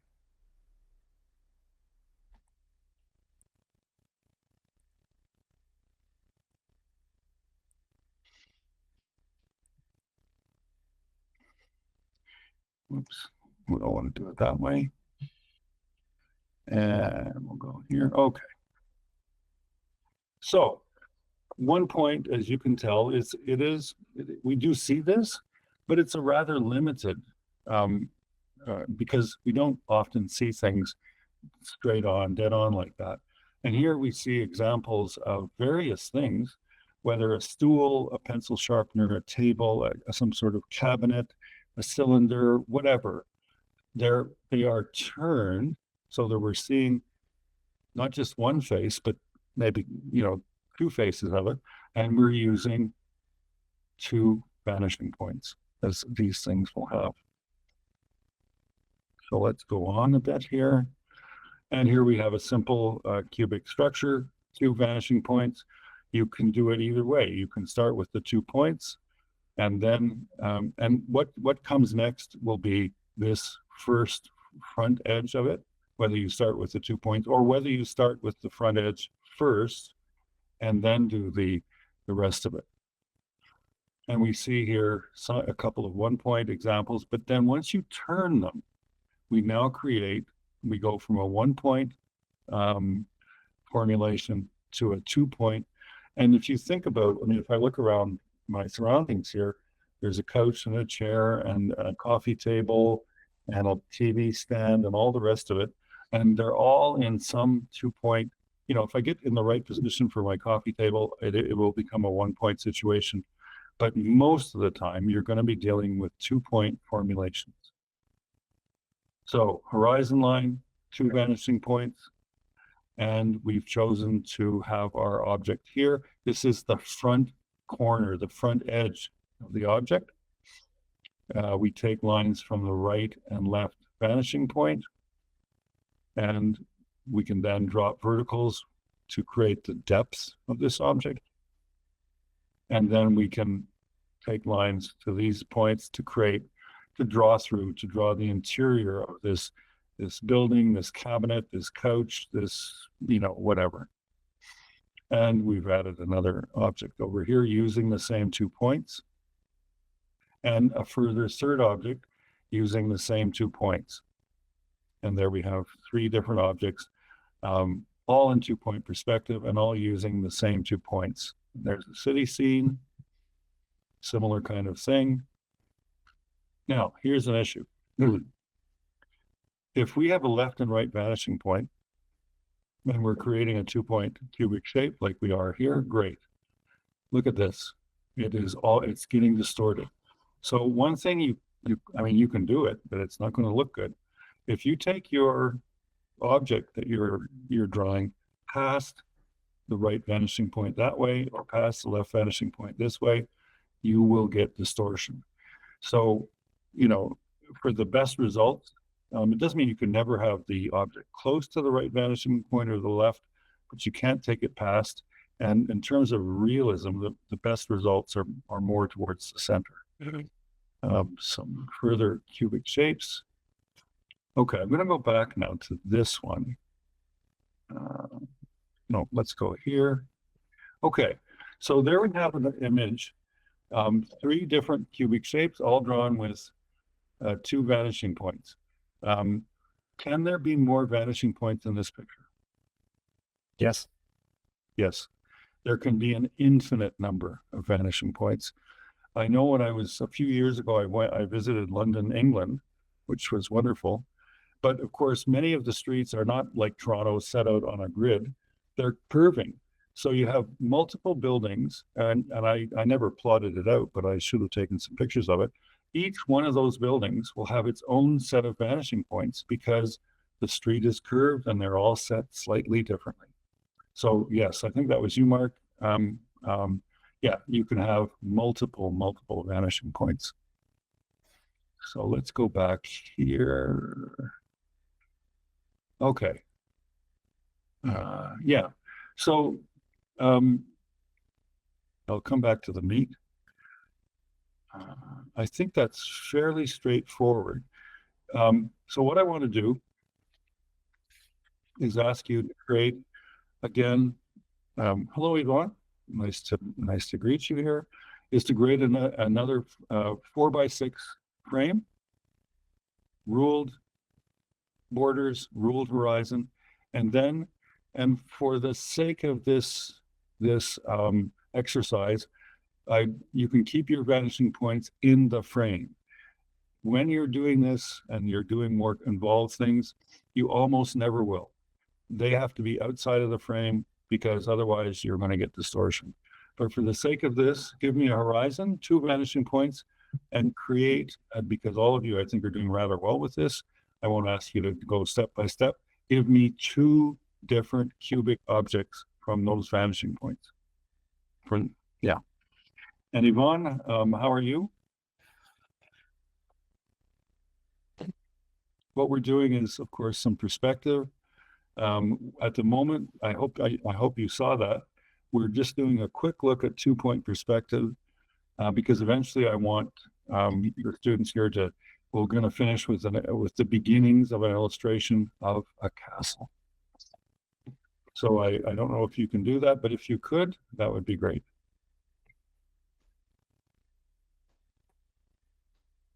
That's okay. We've still got an hour, so you can still do some work. Do you think you could do that 2-point exercise? Okay, great. And if you have any questions, let me know and we'll go from there. And I should mention, I do have the Vagabond called up so we can look at it later.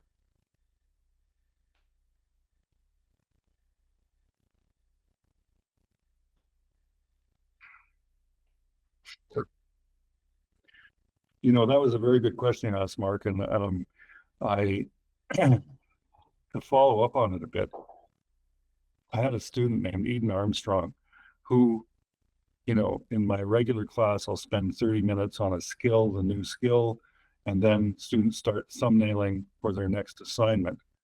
Eden, within 15 minutes to half an hour, would have a thumbnailed rough for me. She may have to make some adjustments or not, as the case may be. And this was done freehand. And then she could take that to the photocopier and blow it up to a larger size and then transfer it to her grid sheet. And she was so good at it, freehand, she hardly had to use a ruler to draw anything up. That's what it's all about. She was remarkable. And she was really cool too, because I didn't know this when her first 2 assignments, but she tried to get a horse into every assignment. So there'd be a horse and a picture on a wall. There'd be a horse on a statue of a horse in the background. She always had a horse in every picture. I work in film full time, and it's slow right now. So there's a lot of free time, and I'm trying to relearn skills I feel like I've lost. And when we're working in film, we actually sometimes will hide things on set. And in Star Trek, we had these little green army men, and we would hide in the set. And eventually, if you look close enough, you'll find them in random shots. That is very cool. Kind of like the water bottle in Game of Thrones. Right. So you were working on Star Trek. Yeah, a couple years ago. Yeah. Very cool. What was that like? Really busy. Very long hours. Yeah. So you earned your money. So that slowdown, is that still an after effect of the writer's strike of previous? I don't know. I know we've got a lot coming up, but right now it's the slow season. The summer's all finished, so all the work has kind of gone down, and we've got a couple of things starting up in January, but it's kind of slow right now. So yeah. So there's a seasonal aspect to this. Yeah. Cool. I'm also on film, so Okay, we have we have a film side of this. I'm more from it's more from India, and I came to study VFX, and then the slowdown hit and everything, and I've been in it for about 10 years now, so it's the ebbs and the flows of it, and you just have to, I guess, figure out how to make your own work at some point, but then it gets challenging. So yeah, I should be going to a workshop with you guys.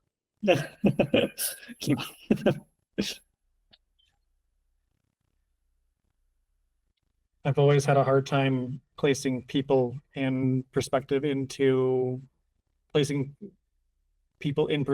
I'm drawing. A lot of times they either cut the feet off or the arm goes off to the side of the page. And one of the things I kind of want to figure out is when I'm doing life drawing is figuring out where I can stage the stage, put the stage in first and then the person. But every time I flip the page, I got to figure that out, and all those horizon lines. And yeah, I've noticed you pointed out I draw heads slightly larger because I usually start from the head and then work the body down.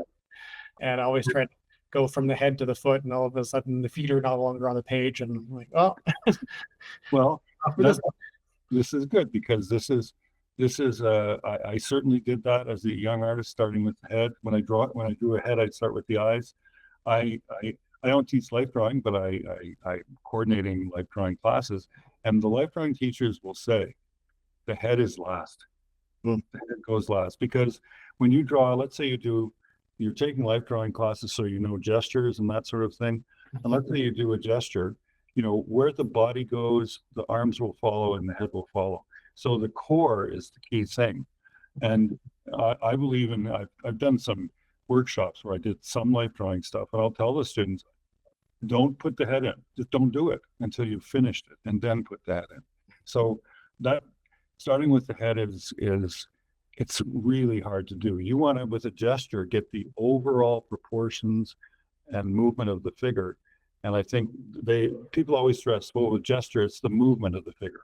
But you also want to get the relative height and proportions of legs to arms and stuff like that before you go further. So if you in your gestures can get that, the head can come later, and that's a problem that will start to go away, I think.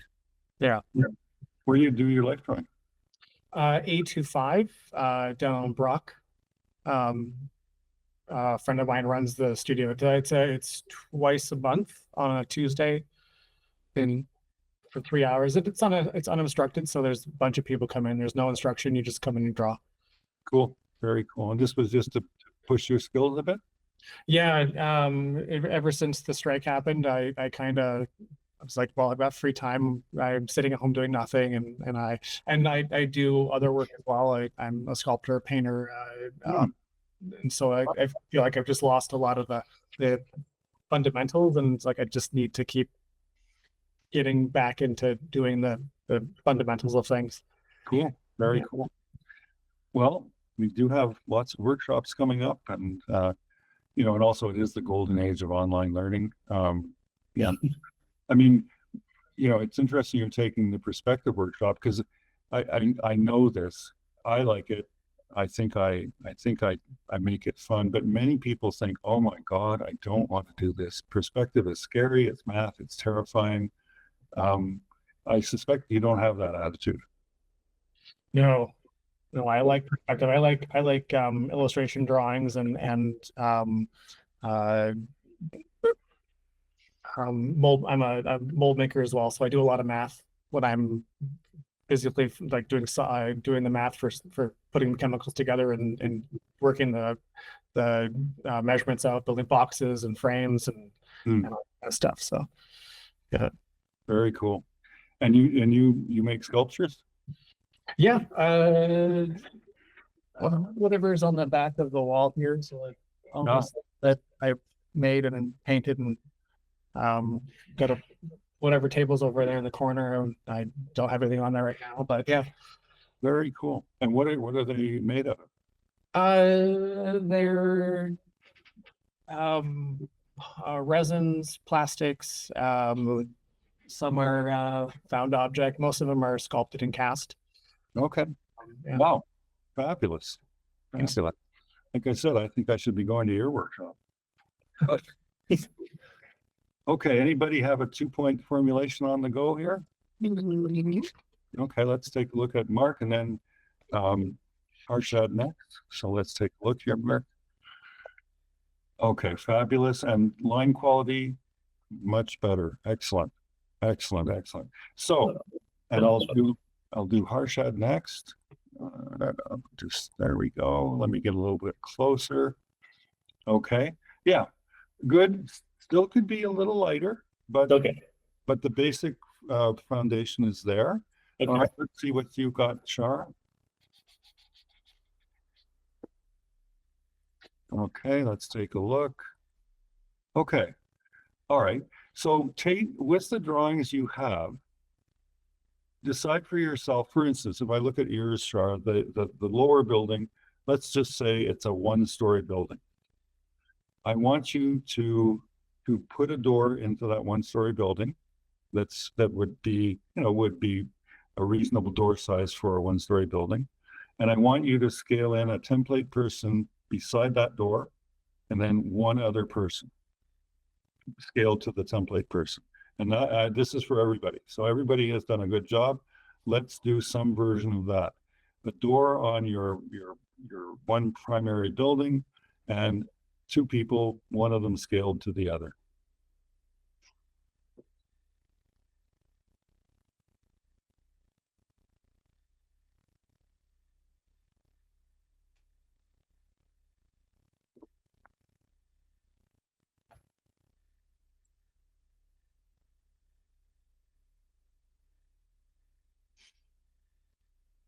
And Yvonne, are you able to do that?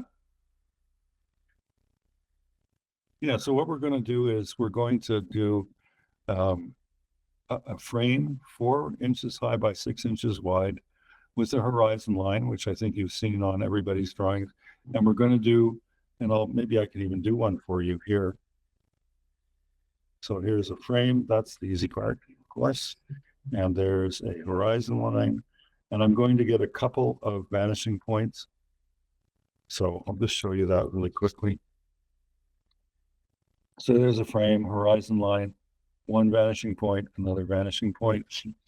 And then once I've got that, I'm going to make the front edge of some sort of cubic shape. And I'm going to join the top and bottom of that line to the left vanishing point, like this. And then I'm going to join it to the right vanishing point.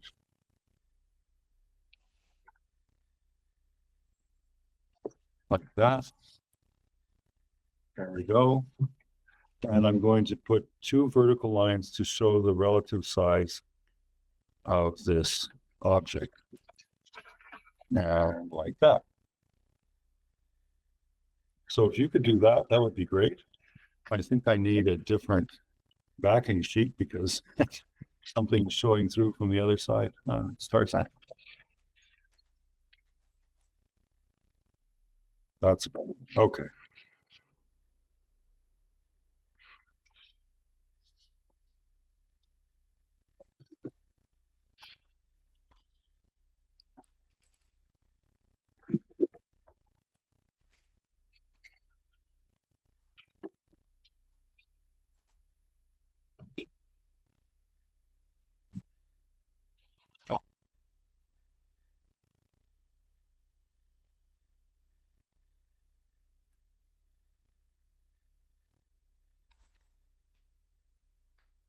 Okay.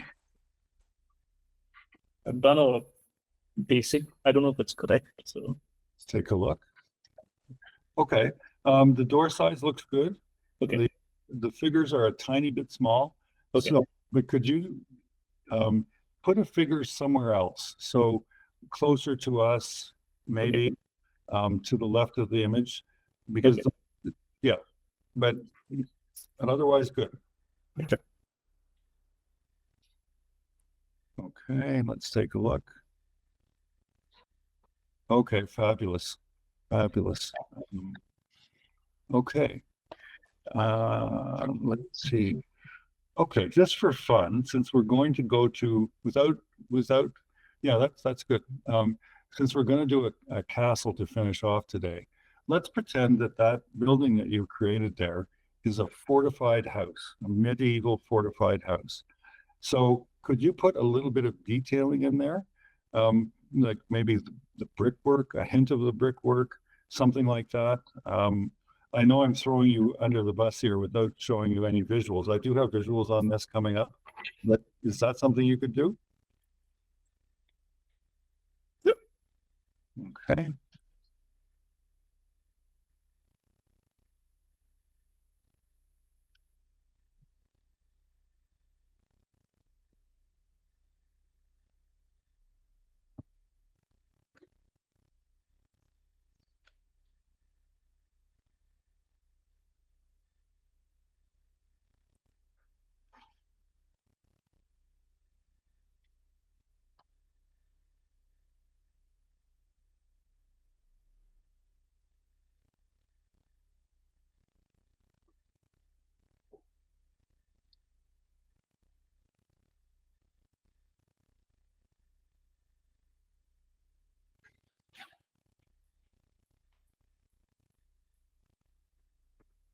So I mentioned, Mark, that you actually rather like creation of backgrounds and settings and environments.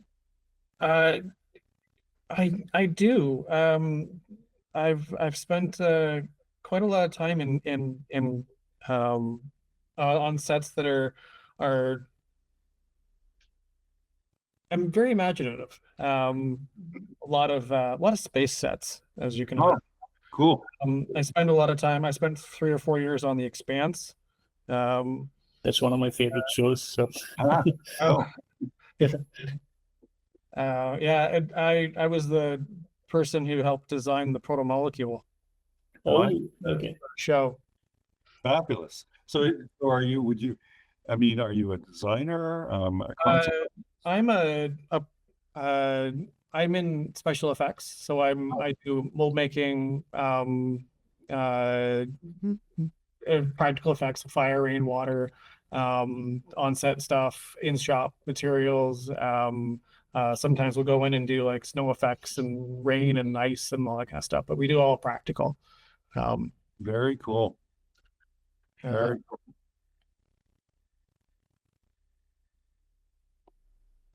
And how long have you been in the business? 12 years. Oh, okay. Okay. And you know, did you go to school for these skills, or did you pick them up in other places? I went to school for makeup and special effects, and then which was just mostly makeup and mold making, and then I jumped into film and found the special effects department and kind of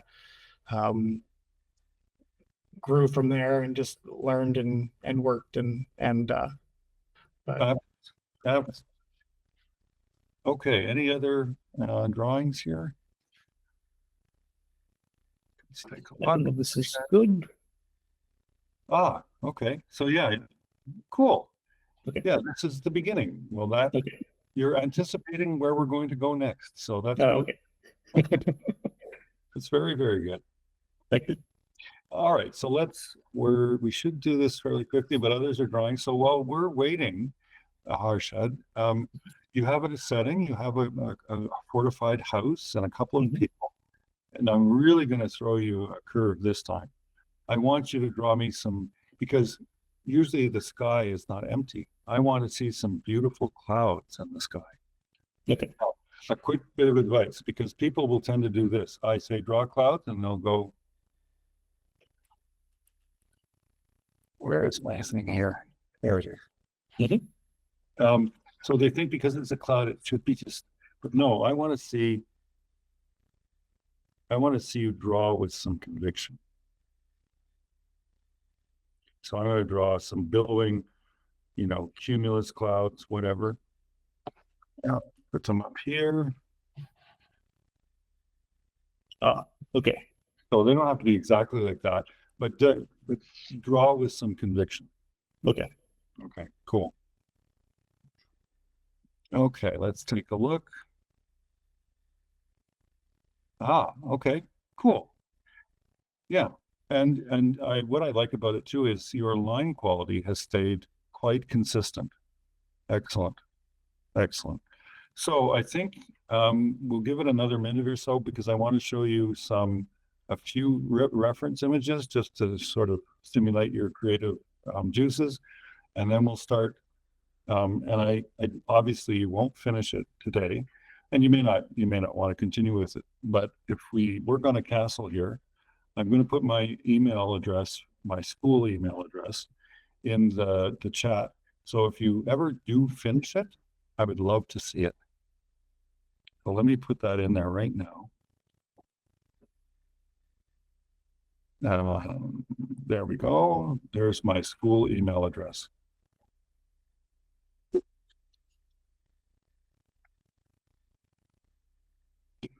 So Okay. I have a question. Yeah. So you have the 2-point perspective. Yeah. Now I want to sort of map out something over here, and this is too far away. So how do I sort of, map it out using this, which is closer, and then I'll have to Well, what you would do then is because you've set up a 2-point perspective thing for that building. right. It doesn't mean you can't create other 2-point perspective placements. Okay. So again, I'll use my London example of a curving street with multiple homes on it. Mhm. Here, they'd all follow 2 points because Toronto was so gridded. But London, England, or many places around the world, I would see a street where there would be 15 houses. Every single one would have its own 2 points because it's not lined up on a grid. So if you want to do that, you would create the points that would create the thing you want. Okay. Now, here's the thing we're probably not going to get to today, is that 95% of the time, your points will not be in the image, Okay. outside of the image, because otherwise you'll get distortion. Right. But we're not going to fight that fight today, I don't think. Okay. All right, so Mark, how are you doing there? Let's take a look. Ah, okay. I just need to do this and this. That's better. Cool. Okay, let's see now. Yeah, oh, the clouds. Yes, I want to see these clouds. Oh, it'd be wonderful if I had the time to show you Franklin Booth, an American illustrator, pen and ink illustrator of the early 20th century, the greatest pen and ink artist, I think, who ever lived, and to show you his clouds. Oh my God. Makes me angry, actually.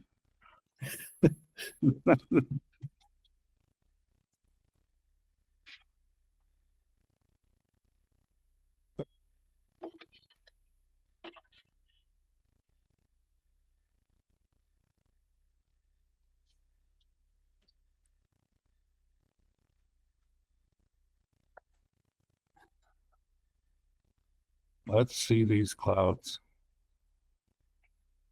Done a few. I don't know if it's prepared. Well, Let's take a look here. Okay, not bad, not bad. No, you know, the shapes are not too bad. What I might have done a little differently is they tend to be, and it's not that you don't see this sometimes, but notice how they're all kind of the same distance apart. yeah. That's what I call patterning. And in natural things, most of the time we don't see that. Yep. So I would have varied the sizes of the clouds a bit, varied the distances between them a bit. Now, I mean, we've all seen it. There are sometimes cloud formations where they all are fairly similar in size and all that. But because we're godlike beings and we can make our own images, we will adjust it to make it more interesting. Okay. Okay, cool. Thanks.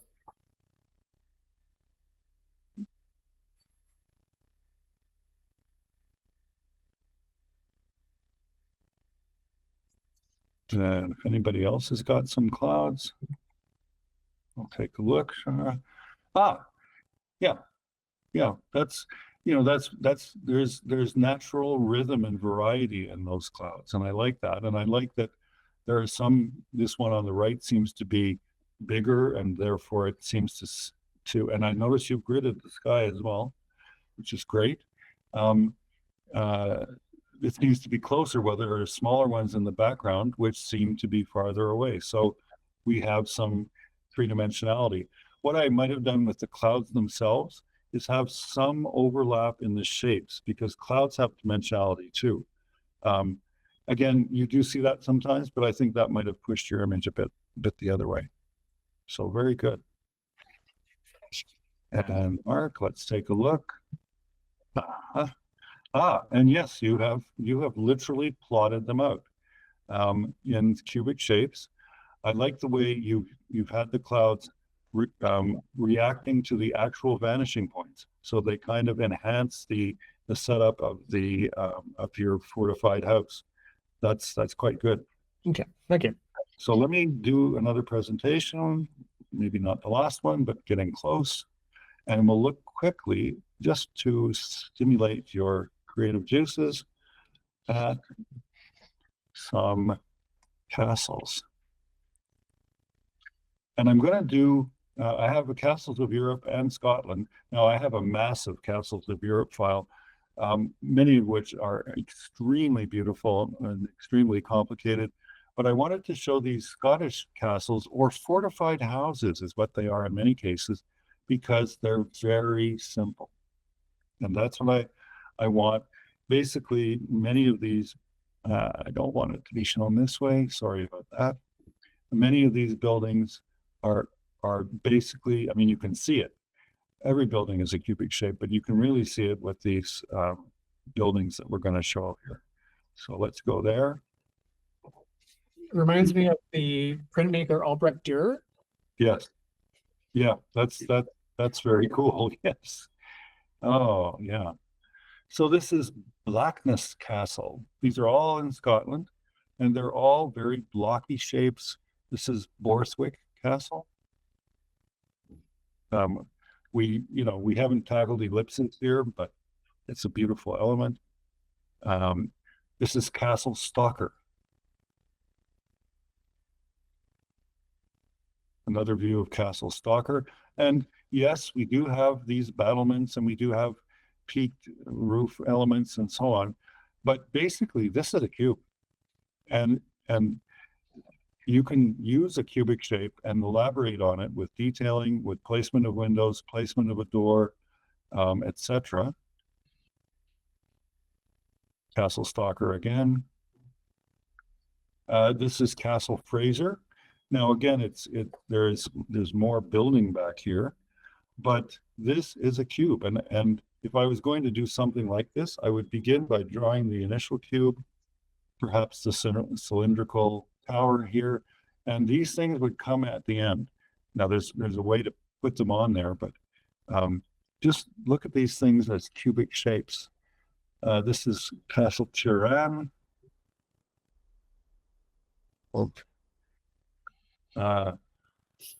Craigavon, Castle Craigavon. Again, yes, the interesting crenellated roofs, and all of that, small towers, but it is a cubic shape. This is Dune Castle. This is Duarte Castle. So you could create two cubic shapes and join them, and then create these peak roofs very easily. I put this one in because it's a neat picture. You don't really see the castle very well, but this is the Noter Castle. This is Eileen Donan Castle. It's a very famous castle. But just, you know, with your perspective eyes, you can reduce these things to very simple cubic shapes. Creation of rooftops is not very difficult. We could even look at that a bit, and you would be off to the races. That's the same one from another angle. Inverness Castle, a little bit more complicated, probably a bit too complicated for today. The ruins of Kitchern Castle. Urquhart Castle in ruins. Same thing. There we go. So I have a whole nother one on Europe. Maybe just whet your appetite a bit, and then we'll get started with this assignment. So this is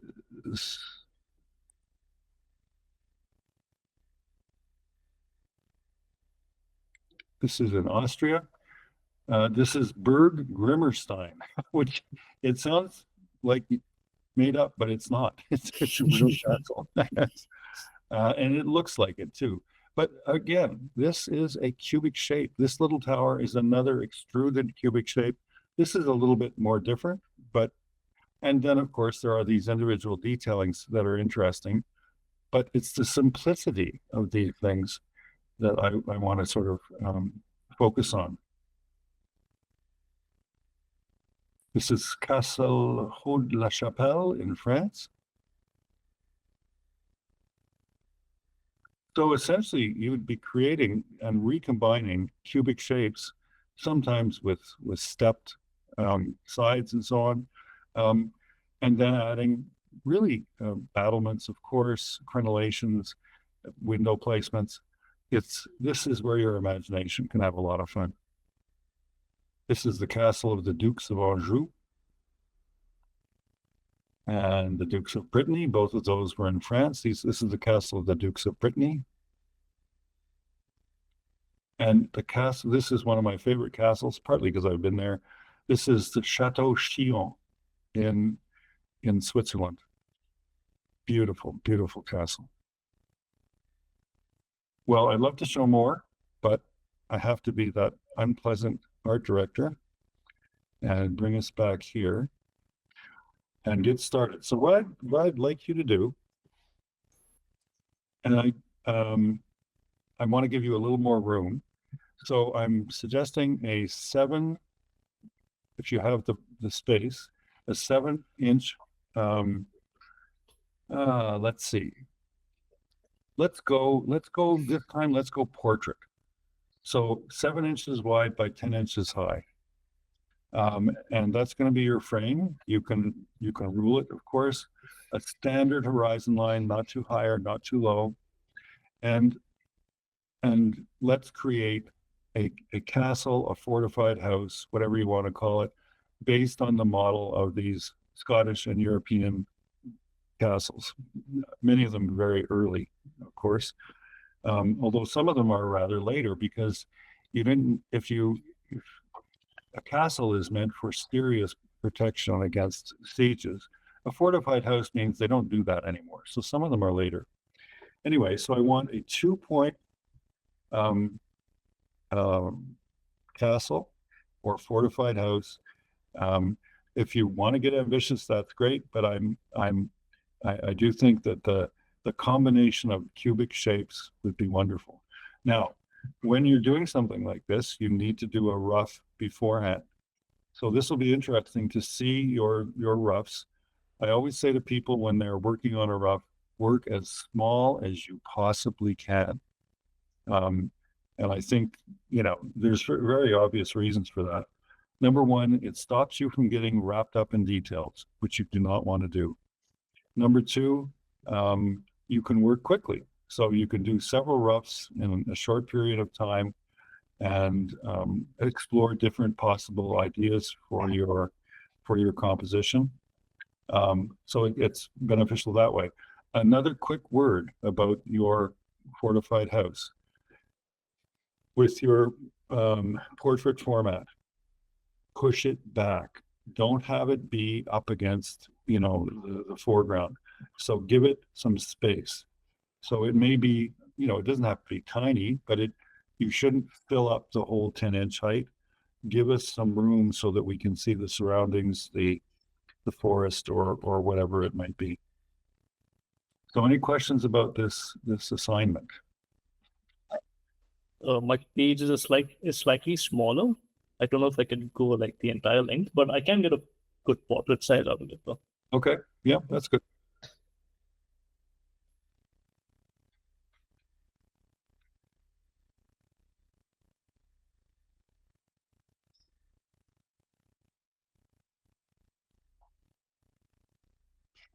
And you know, I'll ask for. I mean, I know you may not in your roughs. You can get this. If you actually were able to or wanted to take this through the completion, I would say let's have a fortified house of your invention, and let's have the people wearing medieval clothing who you scale in.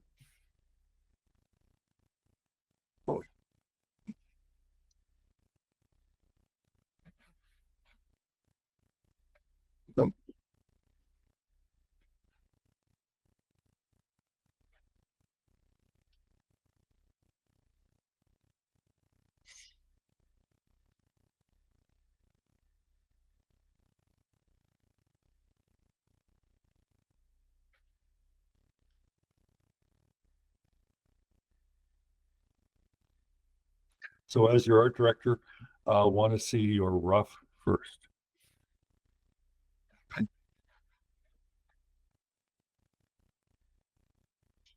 Keep it simple, clean, readable.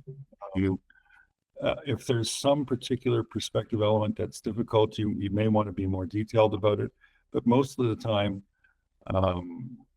even simple cubic shapes and their arrangement are enough for me as an instructor, or even as a sort of an art director today, to okay you going forward.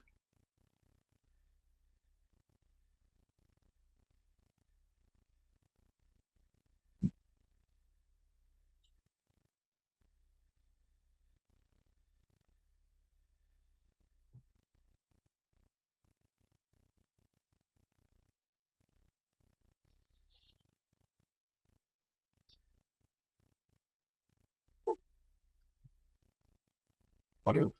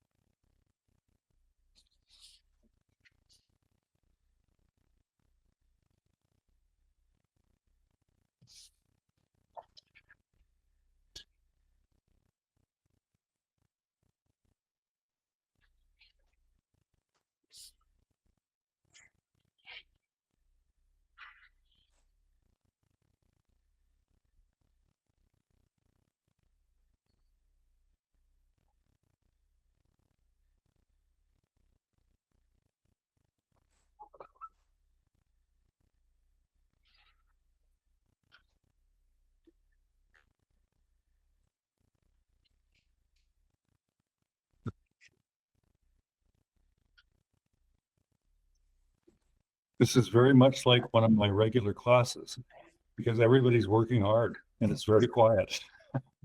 Okay, let's take a look. Okay. Okay. Do you have a preference, Mark? Um, I kind of want to explore this one. Okay. Okay. The overall shape has an interesting feel, and what could be, even though they're like, I think there's a castle in there, but the flow of the castle into the land could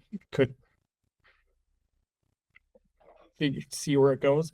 But I do like the last one where it's in the center and the land kind of encapsulates it. You had that rounded photo that looked like it was fish islands. Yeah. Which is a bit different in terms of perspective, but having a castle stuck on a essentially a pillar of land that you can't get to, or maybe there's a long tall ladder, or a very long staircase that maybe wraps around it, or maybe there's a land bridge that it spans a large chasm. Yeah. Can I see them again? Yeah. Okay, so let me take a look here because, okay. It's funny, I like the bottom left one because it does give me that crag of land. This one? No, not that, but that one. Yep. Yeah. It does give me that land, and then, but you also give me a good castle to work with. So Okay. in the middle one at the top, I mean, that craggy shape is even more interesting, but I'm not, maybe because it's small, I'm not seeing the perspective, building I'd like you to work with. Right. Now, with the centralized one, I think it's interesting. It's almost too central. So I'm not saying you should go away from the central. Mhm. But I would do things in the environment to break it up a little bit. But if I had to pick one, it would be that bottom left one. Okay. Okay. So I've okayed that composition, and how many stories do you see it to be? Oh no.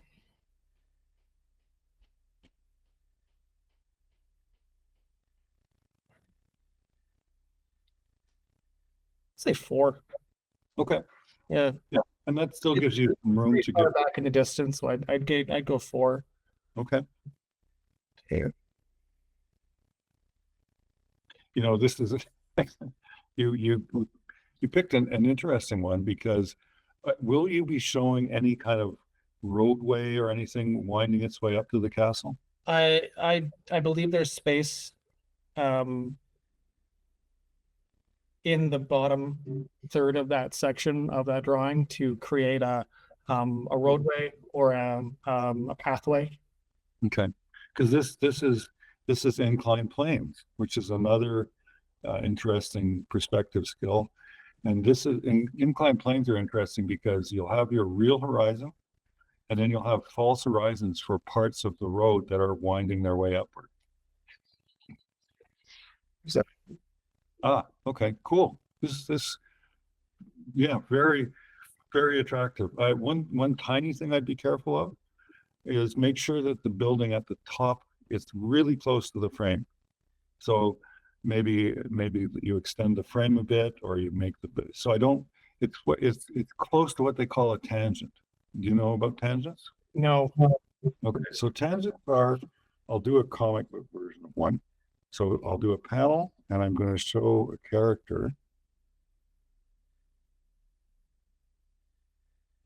Okay, so Yeah.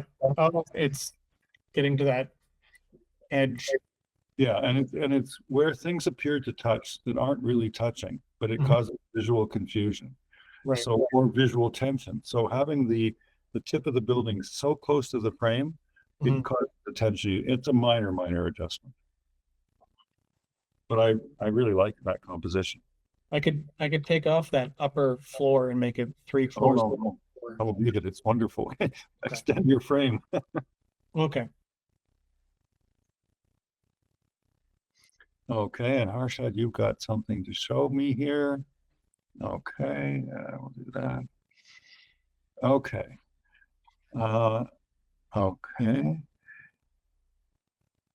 Now, I'm hitting a wall basically, so I think I'm yeah. Okay, so this can work. Now, what I would, if you could possibly do it, mhm. I would stick with this centralized design, but Okay. then when you're doing it, even if you have to tape some paper to the edge of your original paper, because the points need to be spread. Right. And they're very, very close. And it needn't be crazy outside the frame, but I think it would make the building look more realistic if it was outside the frame. Okay. Okay. And down below the building, what are we going to see down there?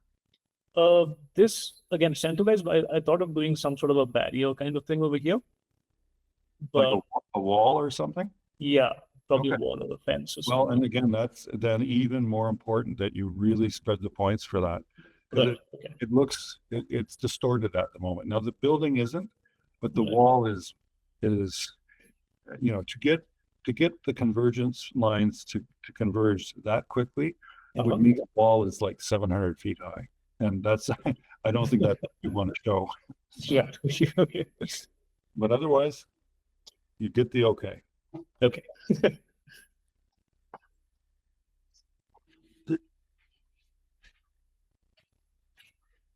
And Shar, you've got something here.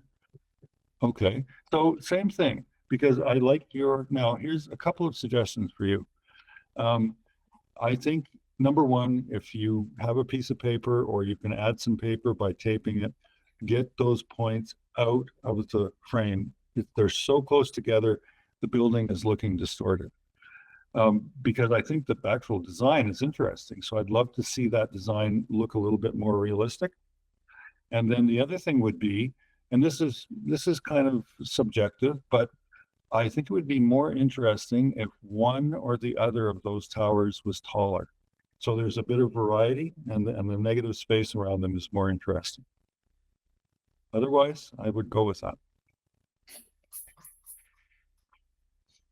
Okay, now we're getting, now in if we had access to it, we don't obviously because we're online.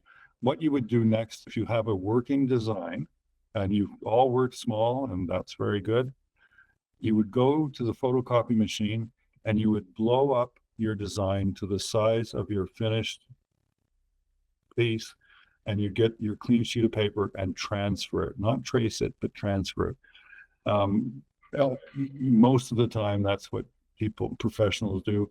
They work on the photocopier, they blow up their design, because guaranteed when you try to redraw it, it's a difficult exercise and you often miss things. Whereas if you blow up your design after you've made your revisions, of course, then the transfer of all the good qualities and all the design qualities and all the negative spaces is much more accurate. But we can't do that here. You can do it by, depending on what you have at home, a laptop, a PC, a Mac, whatever, by blowing it up on the screen to the right size and then transferring it to the paper. Or if you've got a local Shoppers or even a Staples, if you have to go there, you can get it blown up there and then that's the better way to do it, but we can't have everything.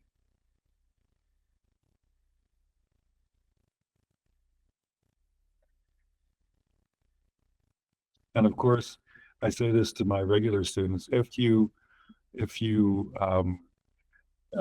asked for, I think, 3 people scaled in. If you put more, I have no objection. Anyone who wants to do more, I say go for it. And I should tell you, on one of my students' final exams in first term, not this year, but another year in the past, they did a wonderful invented medieval castle courtyard, and they scaled in perspective, 220 freestanding figures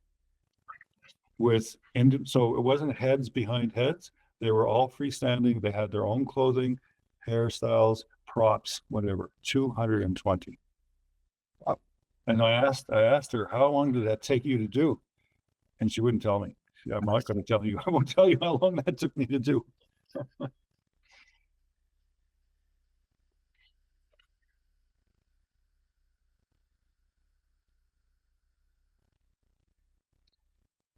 You know, in the school, classes are 3 hours long, just like this. And it's usually, you know, you're usually supposed to give 3, 4, maybe 5 hours of homework, but that's sort of fairly close to the amount of class time. And of course, you get to work in class. So I know in that case, she wouldn't tell me how much time she spent on it. Another student was doing a 1890s London. So wonderfully detailed buildings and so on. There was one central building that he poured his heart and soul into, and then there were the other buildings. And I asked him, how long did that building take? 20 hours. But he did it because, I mean, I didn't ask that of him. He did it because he loved it. And he likes staying up till 5 in the morning, night after night.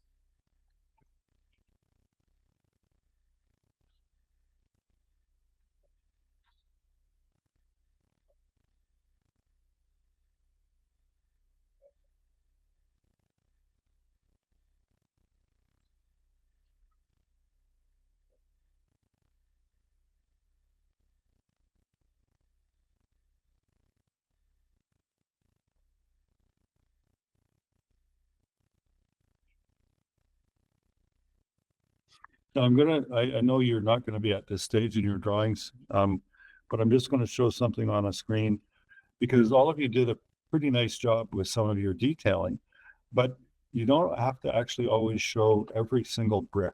So let me show you an alternate way of doing it here.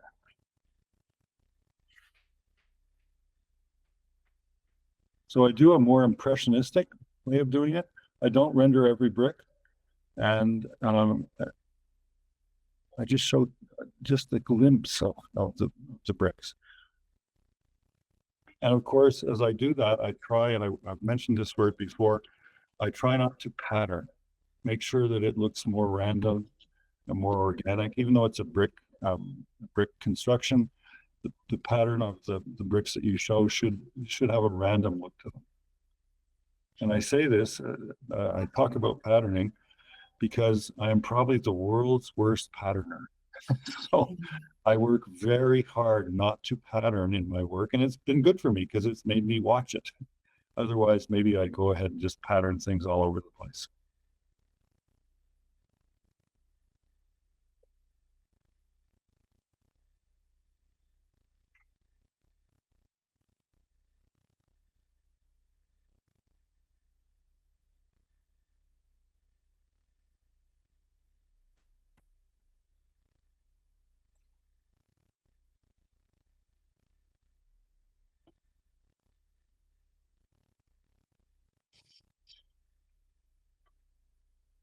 So in a way, what we're doing here today is kind of a taste of what we do in my perspective classes, except for maybe the first class where I'm getting everybody warmed up and I want to see their line quality. It's basically a line quality exercise.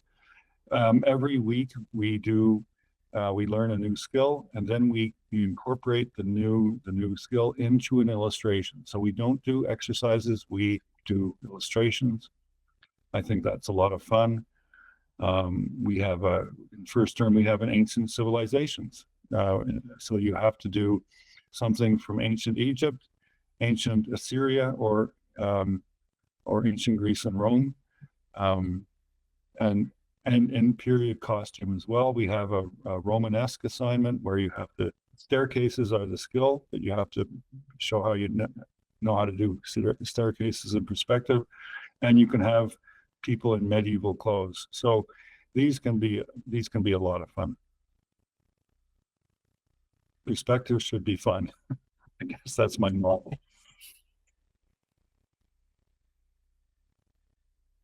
And I know that you all have had some art background. I know in first or second week, I often say to the students, you know, some of you may be a little nervous about perspective, but I think you're going to find it's easier than you think. And I said, compared to life drawing the figure, you know, the nude figure, this isn't even close. And now we're in week 9 in the regular school. And I've asked the first year students, and they say, oh, life drawing is way harder than perspective. Perspective takes time because it has to be meticulous. But drawing the human figure, that's hard. It's fun, but it's hard.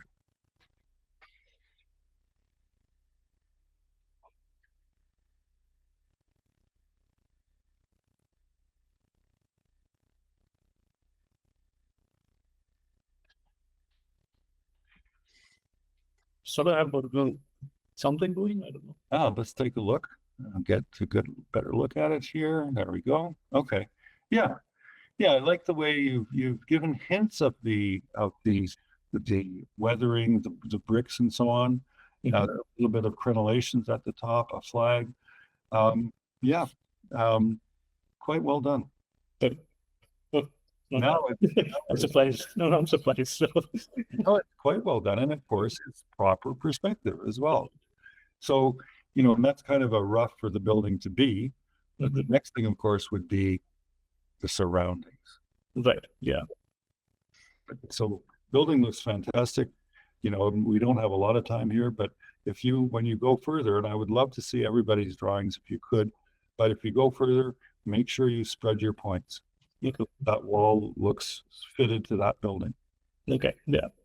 It didn't occur to me to spread the points because I know very little about, you know, the 2-point and the 1-point perspective, but I always thought you had to keep them within the page, and it never occurred to me that you could just like extend them and take them off the page. Yeah. I had a student once, we were doing 3-point perspective. So very high or from very low. And she had her points spread. You see how I'm spreading my arms here? Yeah.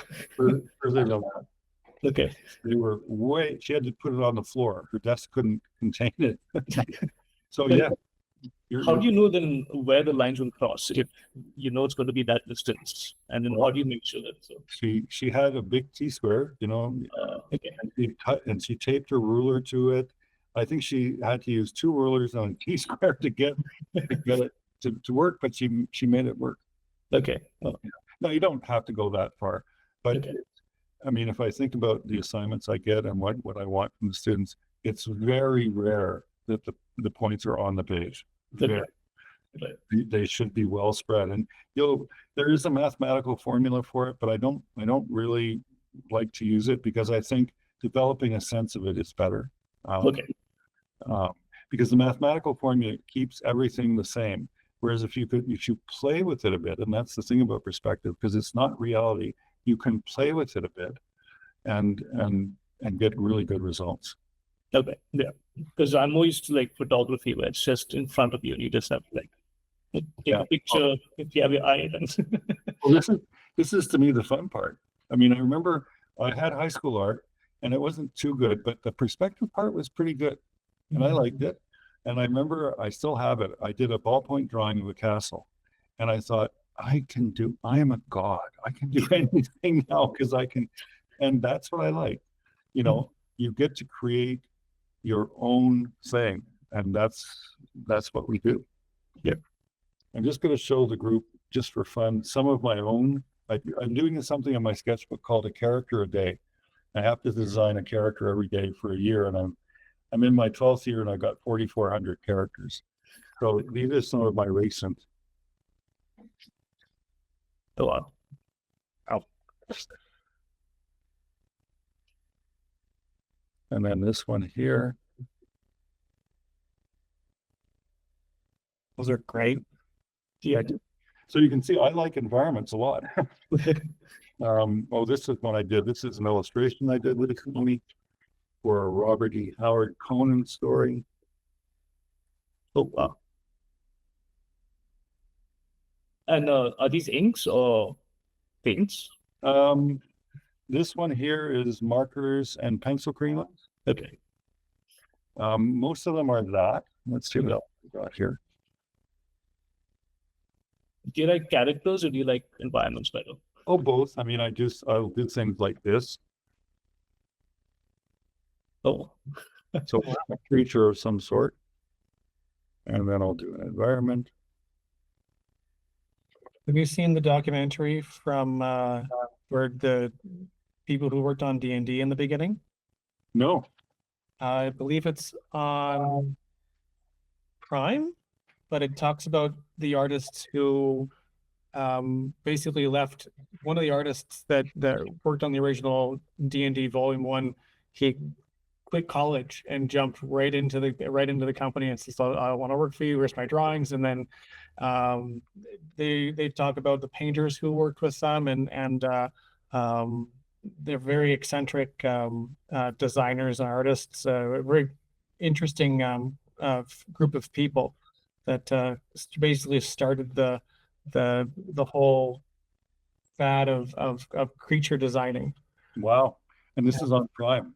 I believe so. Yeah, it's the D&D backstory, but a lot of the artists, a lot of the characters that they created are now the pinnacle of, or the mainstay of everything that branches out from there. You've got all these different types of dragons, you have all these different types of land creatures, sea worms, all these any type of animal that they have is usually within their realm of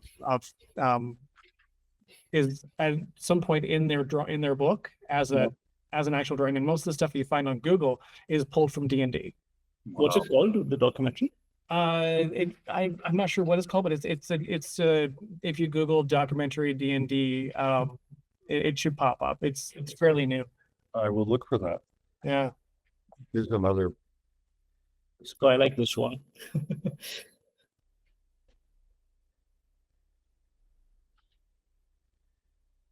And then a simpler one here.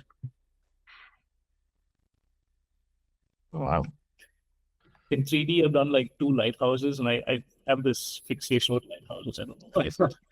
Those are wonderful to draw. Yeah. So I know we're close here. So what I want to do is one last little bit of presentation and show some vagabond. So let's present again. There we go.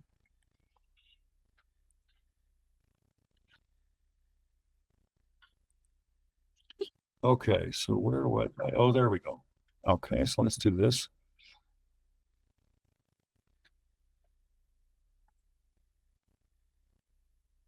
Wow. So this is a splash page from Vagabond. And we've got, I mean, his work with inking his spaces, but also the natural environment, the man-made environment, his storytelling and use of camera angles is phenomenal. Look at that last panel. My goodness me. There's so much detail. What's that? There's so much detail in that panel. Oh, I know, it's mind-boggling. Yeah. But he also knows when not to put it. He doesn't load every panel with detail. He lets the reader's eye breathe. It's very design oriented, even though there is a lot of detail.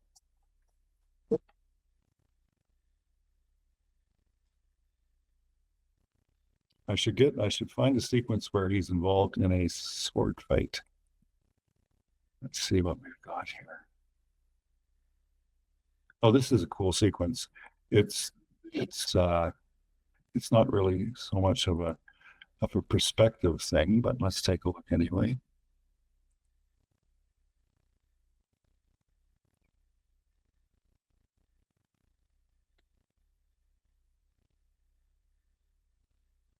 You know, I like his use of bold, easily identifiable shapes and his active moving camera.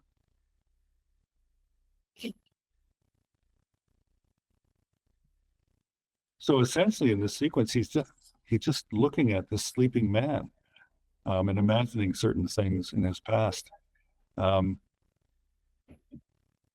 He knows he's a very dangerous person and he's sleeping, and this is Musashi, and he's reluctant to even engage this person.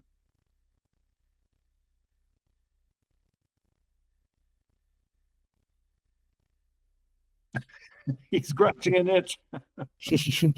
Oh my goodness, I love that. He does metal very well, like the whole texture of the metal. Yeah. Oh, he does everything very well. Yeah.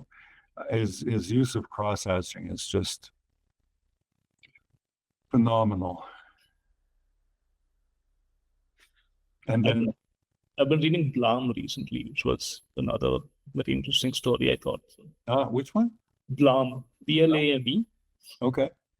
So I can't pronounce his name, but it's I'm a cyberpunk fanatic, so this one really caught my eye. Cool. I'm going to write that. So it's BLAND. Blame. So I mean, in English it's blame, but they pronounce it Blam. So, Okay. Cool. I will look for that. Yep.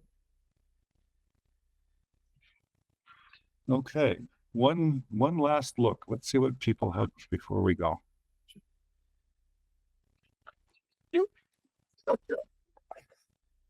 I'll take a look, Mark. right. Okay. Yeah. Fabulous. Oh, fabulous. Liberate. Now, the castle, the tower, the walkway, all of that is working very well. Oh, it kills me because I would love to see what you would do with what I think you need something in the sky in terms of clouds. Mhm. I do have a couple of lines on the other half of the. I did have some lines working up in that area. That light, it's. Oh, okay. Okay. Yeah. Yep, I see them. Okay, cool. Fabulous. Fabulous piece of work. Thank you. Okay. Shara, see. Oh my goodness. Yeah, wonderful. I like the sensitivity you're doing with your brickwork and the crenellations. That's a nice touch. I would, again, this has all of these are kind of quasi-medieval. Do you have a sense of what the people would look like, who they would be, what their story is even?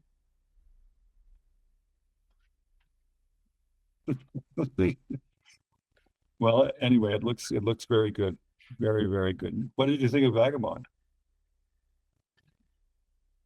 The art style looks so cool. I really loved the shading they had, black and white. It's really cool. I think I'll definitely check it out. Yeah, it's too bad we're not in person because I have on a thumb drive 28 volumes of it. However, so it's really good. If you get a chance to read it, it's fantastic. Absolutely fantastic. And Harshad, how are you doing with yours? It's the same. I thought I'll add a little structure. I'm hoping it's Okay. correct. Yeah. So, Now this is interesting because your castle itself is nicely set up. mhm. The little building, its points are very close together, so it Okay. looks visibly different than your castle. I like Okay. the idea of that building, but I would actually just use your regular vanishing points for the castle for Okay. that. Cool. Well, I'm extremely impressed with what we've got done here today in 3 hours. My goodness me. And I'm also, I do all kinds of workshops. I do one at Anime North every year on laying out a comic book page and also drawing the human head. I do 2 at Anime North. And I've done workshops at the school, at Infinitum. But, and of course, it's a smaller group, but everybody did very good work. I'm quite impressed, to say the least. When are you going to enroll in my school? I need to so I'm training to be an environment artist. That is from the CG perspective. I'm actually an editor. I'm pretty much a storyteller, and I'm hoping to get more of that. I mean, I realize that we can't really achieve anything much on a computer unless you have traditional like hand skills. Right. And I do have family who does that, but then I think I need to improve on mine. So I'll give it some thought. Yeah, definitely. Well, and keep your eyes open because we do have. so for instance, it started a few weeks ago, so it's a bit late maybe to start, but we have a workshop, one of our 10-week workshops by Dave Ross, who's a guy who's worked for Marvel Comics for 30 years. He's a fantastic penciler, and it's his template for drawing the human body out of your head, out of your imagination. He calls it constructive figure drawing. And it is a golden course or workshop. It's actually a course in the school. Plus, he has his own book showing his glass mannequin and how you put it together to create figures out of your head. Okay. I think everybody here has that in. I mean, your interest, Shar, is in characters as well, right? Yeah. So, I mean, if you keep an eye on MTM's roster of workshops, there are many things going on that I think, you know, for instance, I have my perspective workshop coming up. Another one that's coming up in December is Donna Johnson, who's an alumni. She's doing environment creation, and she's doing it digitally. Okay. So there are things. Just keep your eyes open, because you might find something that appeals to you. Keep it. Okay, so thank you, everybody. Again, I don't know if you heard it, Mark, but I've rarely had a group with so much ability here and have done so well in such a short period of time. So I'm very pleased. I did put a couple of Okay, let's take a look. And we'll do that. Okay.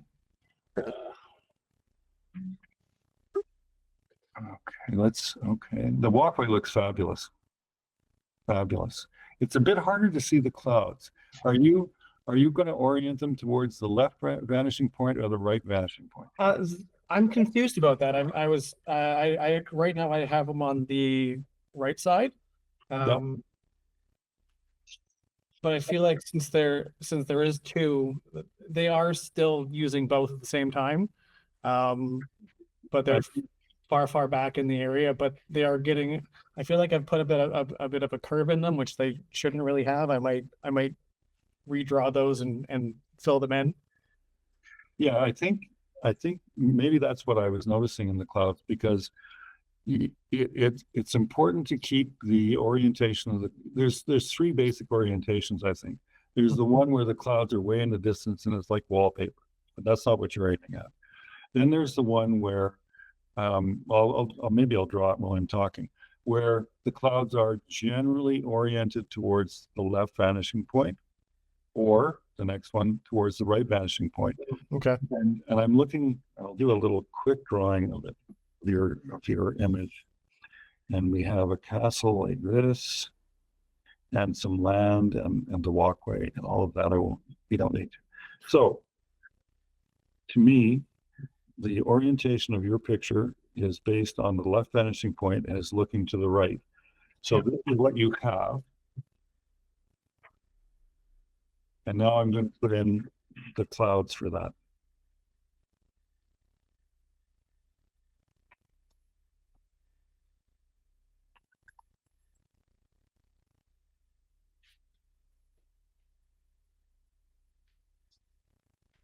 Okay, so and maybe I'll just tighten it up a bit so it makes sense. Okay, some clouds. Tighten up your castle.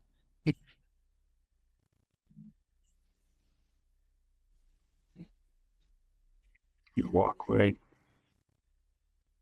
So this is them being oriented towards the right vanishing point. That makes more sense. Yeah.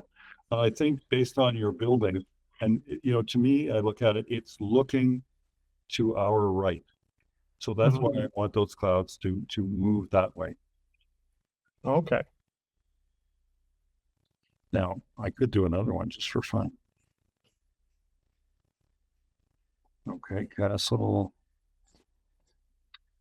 Oops, walkway. Okay.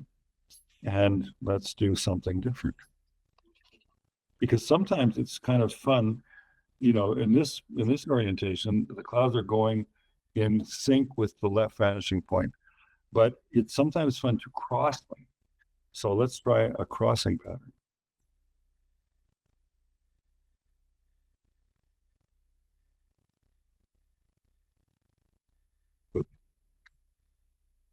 And I'll lighten that up a bit. It's great. Okay, good. The walkway. And we'll try crossing them. Let's see what we get here.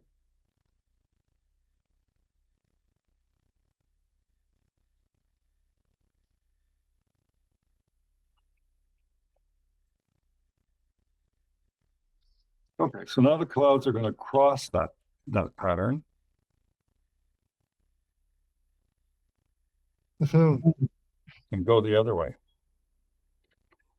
I like the first one where they're coming from the left, going towards the right, because your eye follows in that direction. Yeah, I agree. The building takes you there, the cloud enhances it. Fabulous. Okay, so if any of you decide to go further with them, or even if you don't, actually, I wonder if I could impose on you all to send me even what you've got. If you don't go any further, if you could send me, I've got my email and that, I think it still should be there. My work email. I'd love to see what you do with your castles. No. And it's Kent Burles at Hotmail. It's K Burles, KBURLES at maxthemut.com. That used to be the name of the school, Max the Mutt. I'm glad that is over. Yes. Is it no longer Maximum or is it just MTM? It's MTM. I mean, we still have some of our emails as Max the Mutt, but it's officially MTM. So you knew of Max the Mutt beforehand? I knew about it. Yeah, I studied animation in high school at Beale in London. A lot of the students came from that school towards either Max the Mutt or Sheridan, and it was one or the other. Yeah, cool. Very cool. Yeah. I can't count the number of times I've been introduced to someone and they say, "Well, what do you do?" And I say, "Well, I'm an artist and an art teacher." "Oh, where do you teach?" And I say, "At a private art college." "Oh, but what's it called?" "It's called Max the Mutt." And you just see people like, "Whoa, is it a dog walking service you have there?" Or whatever, you know. So I'm glad we're MTM now, not Max the Mutt.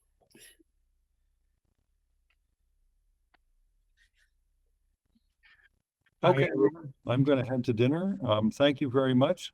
I would be very excited to see you again, but if I don't, have a wonderful day and going forward, and a wonderful Christmas. Thank you very much. Thank you. Thank you so much Thank for the you. Have a program great and for the day. workshop. So Very much. Yep. Have a good night. Good night. bye. See you everyone. Bye. Bye. Bye. Bye-bye.